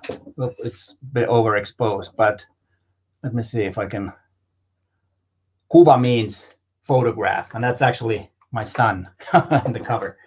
And it's a small book about photography, and it's made for actually schools have been using it. It was about for people who are photographing part of their work, but are not professional. So like PR people need to take photographs sometimes. Some companies made some company magazines here in Finland back in the days, and they needed to take photographs sometimes, and they needed a guide for that. And then I made a book series for Canon. That was in 2008 till 2012. We made a book about how to, it's better images with Canon cameras, and that was the time when I was using Canon gear.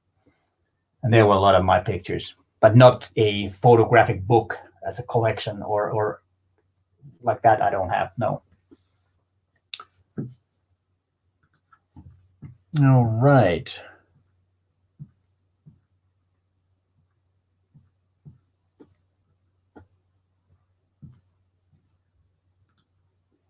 Yeah, about the guest, of course. Yeah, Robin and Rob could be. I know. I was thinking about Robin. I need to ask him if he could be, and I don't know if Rob will be also. Of course, he's done that a long time, but I'm not sure if he wants to do that as a guest too. He does very good job on his own channel. But yes, if he wants, he would be really a good addition also to make some comments on the images. And I'll ask him also. I don't know if he's still here. He can comment on that if he wants to be. Yeah, and Jimmy also. Yeah, those usual suspects. Which we actually do quite a lot of stuff together, and of course now with Jimmy, because we have the clubhouse and of course with Matti Sulanto also.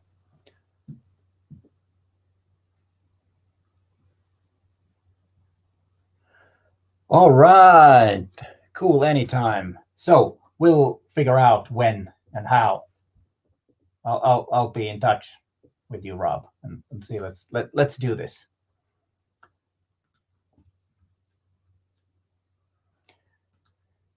And Mr. B from Germany, really like your channel. Thank you very much. Appreciate it. What are your most liked locations in Helsinki for photography? I like downtown Helsinki. It's not too crowded, and there are some buildings from different eras, and I like the trams quite a lot. They are really nice, even though they're quite modern, but there are some older ones every now and then going. And there are a few street corners that are really, really fun, where there are a lot of people and trams are going and crossing and stuff like that. And then, of course, by the sea is really good. I've made a lot of videos by the downtown, the market square, which is downtown Helsinki. It's right next to the sea. And those places are my favorites. And of course, then a couple of parks that I also have made some videos in that park and photograph there. It depends a bit on the mood. Sometimes it's nice to go to a park to photograph, or sometimes it's nice to go to the busy city. Well, busy is a kind of like this, because Finland or Helsinki is not that big. We only have the size of Finland is about the same size as the UK island, the island Scotland, Wales, and Scotland, and we have about 5.5 million people in the whole country. And that's almost half that London has. So you can imagine that it's not a crowded place. So there are a lot of space, and yeah, but it depends on the mood. But there are a lot of good places to photograph here in Helsinki.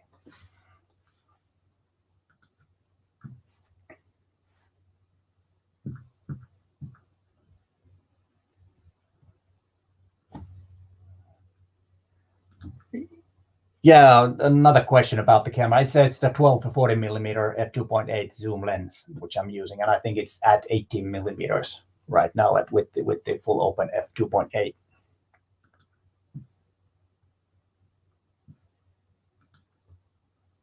Yeah, that could be a good. Victor is saying that invite some visionary from Finland if are. Yes, there are a couple of, actually. There is the Jari Peltomäki, the bird photographer, has been on my channel a couple of times. I've made some videos about him and with him. And then there is one guy who, I don't know if he lives in Finland anymore, because Lars Johnson, who is a rock music photographer. He does a lot of concerts and stuff like that. And I think he lives in South Africa now, or at least he used to live there. I'm not really sure if he's here in Finland, because the problem with this time is that we don't really see that many people. And I'm not really sure where all of those people are. But yeah, that could be, especially if we do some time, maybe just a small hint. We might have a topic of bird photography, and then Jari would be a great judge or a company to give feedback with me.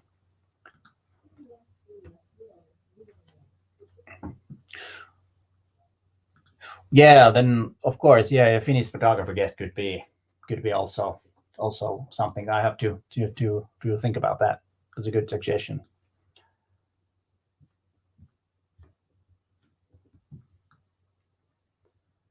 Yeah.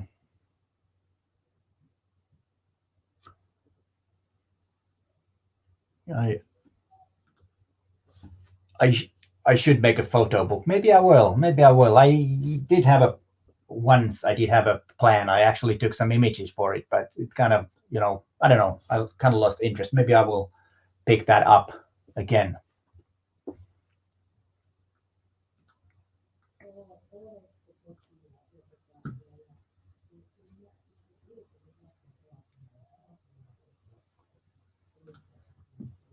Oh, what's the story about the thing that you always have in the background, the thing that is lit blue right now? Well, it's no story.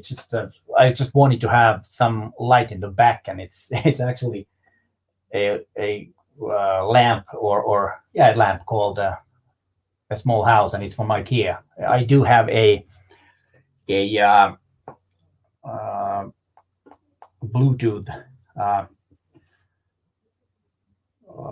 light bulb there, so I can change the color, which I think is kind of cool. And you can, to make it different colors, which is just a little fun to have in the back.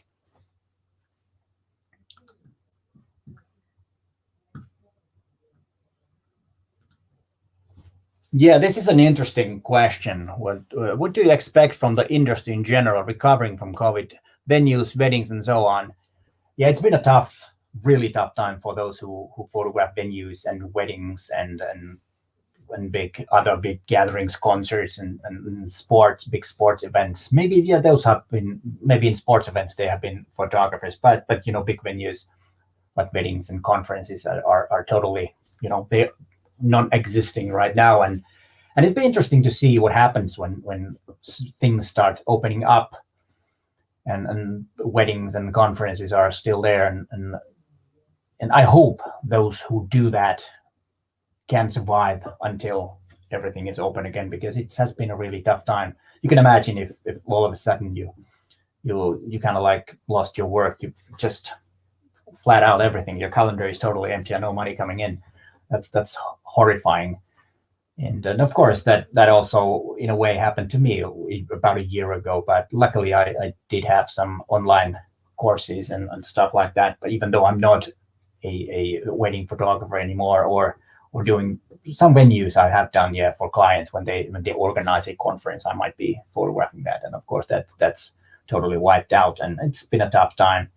But we're not the only ones. Of course, everybody has been suffering from the lockdowns, and if not financially, it's been tough mentally for many, and that's a sad thing. But I think we'll go through this, and we will be better than ever after everything opens up. But I think there will be a time when everything opens up, that there will be a big boost of everybody wants to arrange something, and I think that's an opportunity for photographers also to be part of that. But let's see what happens. I hope for the best for all of you and for everybody.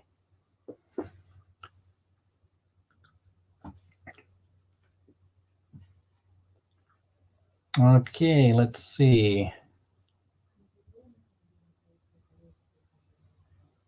Okay, this is interesting to see. How about Stefan Gerritz, a Dutch photographer living in Finland, and likes to work with high key and low key? I have to check him out. To be honest, I've never heard of him, but I need to check him out and see. That'd be interesting. Thanks for the tip. I might write it down because I will forget it. Stefan Gerritz.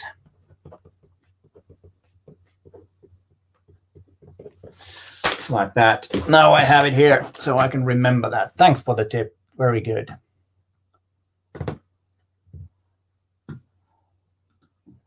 Yeah, the house fits. It's a minimalistic house. Yeah. Maybe it would be better if it was pure white, but I like the blue on this because I have a blue hoodie.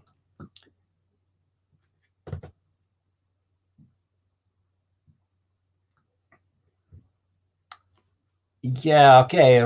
Rick Berry's saying that about Finnish photographers who don't speak English. Most of Finns do, at least to some extent, so that could probably be understood.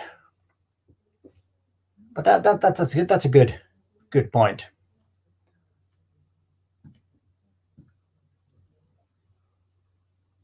Yeah, let's see. I'm looking at the comments here, and if you do have any comments, we've been here for 2 hours now, and I think the comment stream has kind of ended, but we're still 100 people here, which is astonishing. That's a huge crowd.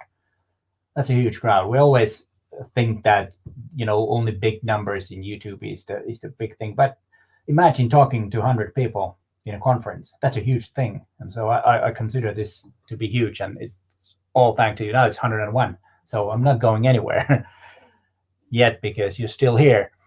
And if you haven't, I need to check the battery life on the camera. Oh yeah, there's still 30 minutes left. I think my battery is starting to wear out because it's been lasting usually for 3 hours. Now it's only 30 minutes, and we've been here 2 hours, so 2.5 hours. And let's see. Yeah, it is. This is fun. Just as I said, it's still 100. It's going up. Now it's gone a bit under 100 again. But that's a huge crowd. And if you have any questions about anything about, thanks Cecilia for being here. And until next time, thank you so much for being here. And let's see, like your videos. Oh, somebody's saying, Mr. B from Germany saying, like your video from the zoo. Yeah, that was, I don't remember what the video was. I think it was, don't remember the topic anymore. But yeah, I went to the Helsinki zoo, the Korkeasaari zoo, which is quite old. It's I think it was formed in 1888, so it's really, really a great place. And they also, I know zoos are a bit, like, is it good or bad? But they do a lot of good job also. But now it's closed because of the situation. All those public places are closed, like zoos and places like that. But yeah, I might go there back when it's open again and see if to test.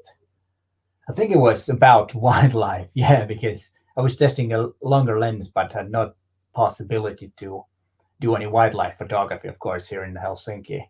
So that's why I went there. Yeah.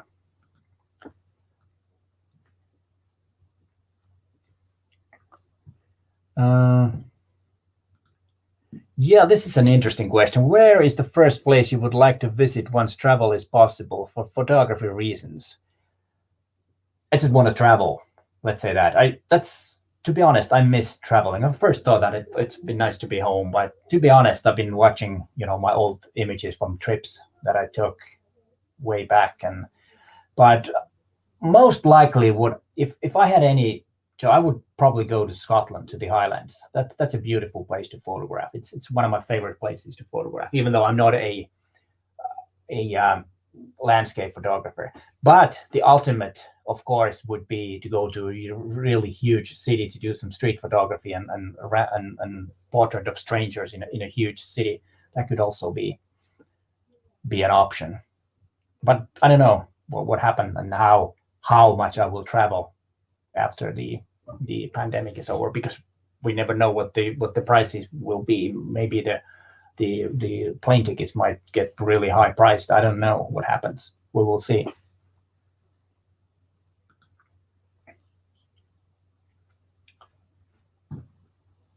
Now, this is an interesting question, nothing to do with photography, but sometimes I've always wanted to know, are Scandinavian people really the happiest people in the world? Well, that is really hard to say if we are. They say that the Finns are the happiest people in the world, but I'm not sure if that's really true, because we tend to say that, yeah, Finns are like that. If somebody asks you, how are you? We always, yeah, everything's good. We're not people who talk that much about our problems in a way. We are like, yeah, it's good. And then we say, are you happy? Yeah, sure. And that's why it's probably the thing. But yeah, we have some good things here. And even though the Finns, Finland is a quite rich country, but Finns are not that rich because there's a quite high taxation, and it's a good thing and it's a bad thing. It depends a bit. We have quite steady society and not too many, really poor people and not like that. But of course there are problems like in everywhere. But we are quite happy because we think we are. I don't know if that's true or not, but it's an illusion anyway.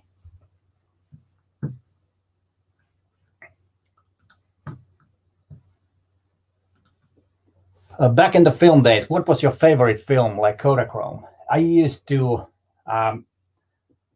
use Kodak when I started, and Kodachrome, yes, was in the beginning. But then when Fuji started picking up, I started using Fujifilm more and more. And before I started using only digital, my main thing was using Provia and Velvia Fujifilms. That was my thing. But it was Kodak first, and then later came Fuji, who kind of took over Kodak. At least for me, I like the colors in Fuji films more than the colors in Kodak.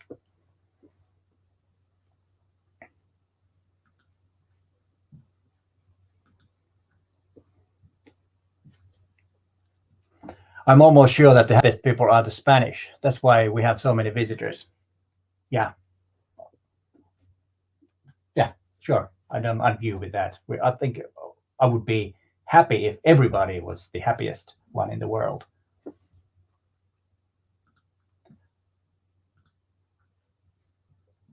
Yeah, thanks, John, for being here. Sulanta has shown his younger photo. How about you, Peter? I might have some, but I'm not going to show them now. Maybe I will show them somewhere later when if I find some funny photo. It's coming.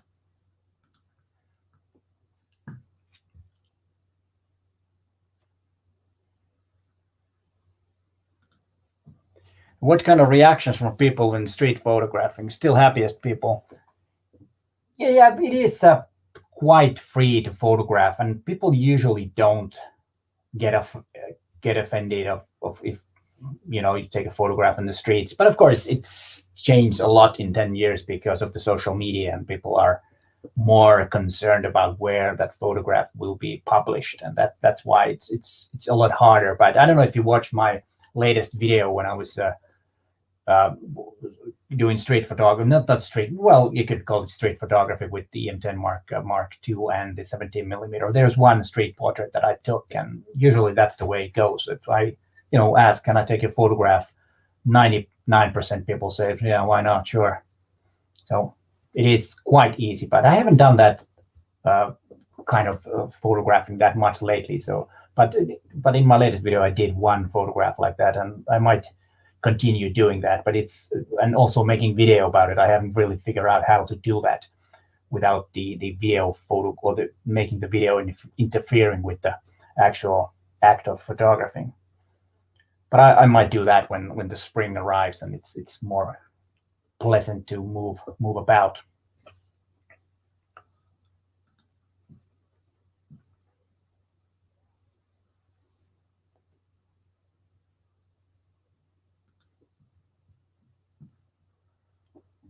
Yeah, and they invented the sauna, so that would make me happy as well. Yeah, that's a good thing that you have the facts straight, because the Swedes usually try to say that it's invented in Sweden, but it's not. It's a Finnish thing, even though Swedes have saunas too.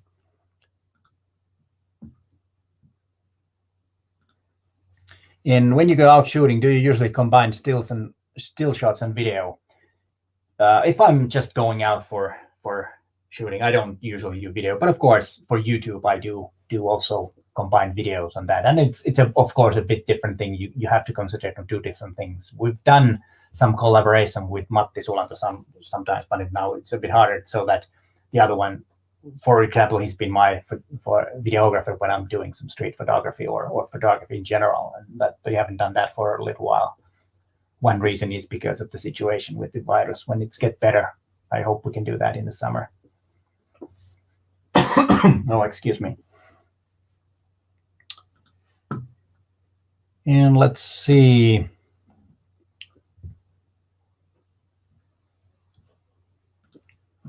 Yeah, and then there's a question about purple fringing with Panasonic lenses on Olympus bodies. Yeah, it is a different way of making the lenses and the bodies, and it has to do with the UV filter. It's a different technology that they use, and there are some lenses that are not very good with Olympus bodies, but otherwise they kind of go together. But there are some limitations in that sense, because the construction of the lenses and the way they treat that purple fringing is a bit different in different cameras. That's why there are some lenses that are not really suitable. You're totally right.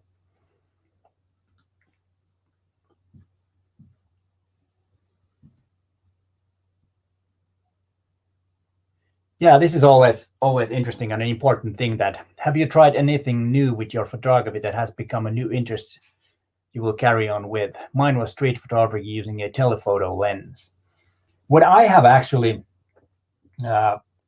found and been actually had a lot of fun is bird photography. That's something that I've never done before. But then they were requested on my channel that, hey, please, you have long lenses, how to do this and that. So I've kind of learned and practiced. And I even went to, about a year ago, it was January 2020, when I went up north with Jari Peltomäki to his eagle height to get an experience and how to photograph eagles from a height, and you've been learning. And that's something that actually been a lot of fun. And I've been doing that also in the city, because I'm not a kind of like an outdoor person in a way that I would like to go into the woods that much. So it's easier for me to do bird photography in the city. And it's also not that common to do. Of course, the variety of different birds isn't really big in cities, but sometimes you get to capture some interesting images. And I like the backgrounds are a bit different than in the woods. You have some streets and you have some buildings and stuff like that in the back. And I think that I have found that very interesting.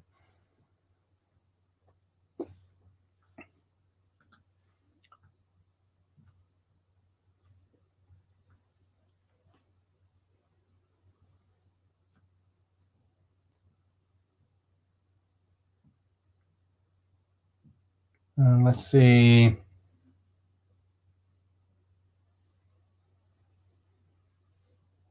Oh, this is interesting. It goes back to the question about street photography and how people cope with that.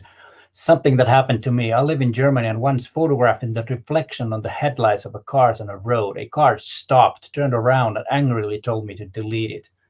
Well, that's quite extreme. I haven't never had that. One couple of times when I did the street portrait photography, I was photographing some girl, and then I almost got beaten by the boyfriend. But that was it went okay, no problem. But those are the only things that have been during street photography, has been, because of the photographs. And but that thing is pretty severe. If someone turns the car and wants you to delete the photograph, that's strange. But yeah, you need to be a bit careful when photographing out in the street, especially if you're in a foreign place that you don't really know. We always be careful, and try to find out in advance that how people in that country kind of like to be photographed. It might vary in different places.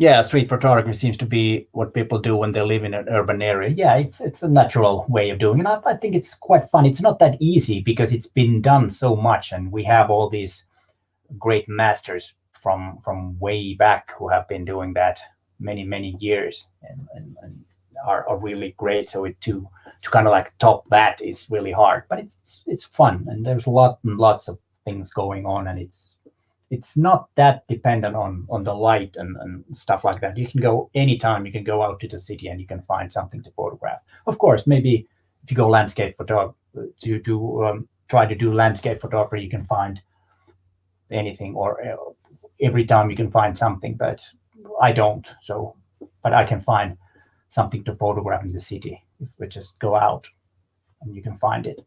But we are different.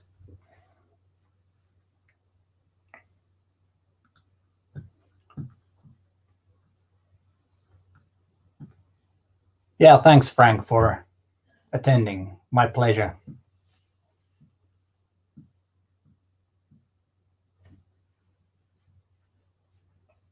Yeah, do we have any more questions? It's been almost 2.5 hours, but I've been enjoying this. These live streams are fun. I should do more of these Q&As, because I see that you also enjoy this, because there are still 81 people watching, which is a great amount, and I'm really happy. But now I think it's time to thank all of you and say goodbye, and keep safe and keep photographing, and thanks for watching, and bye for now.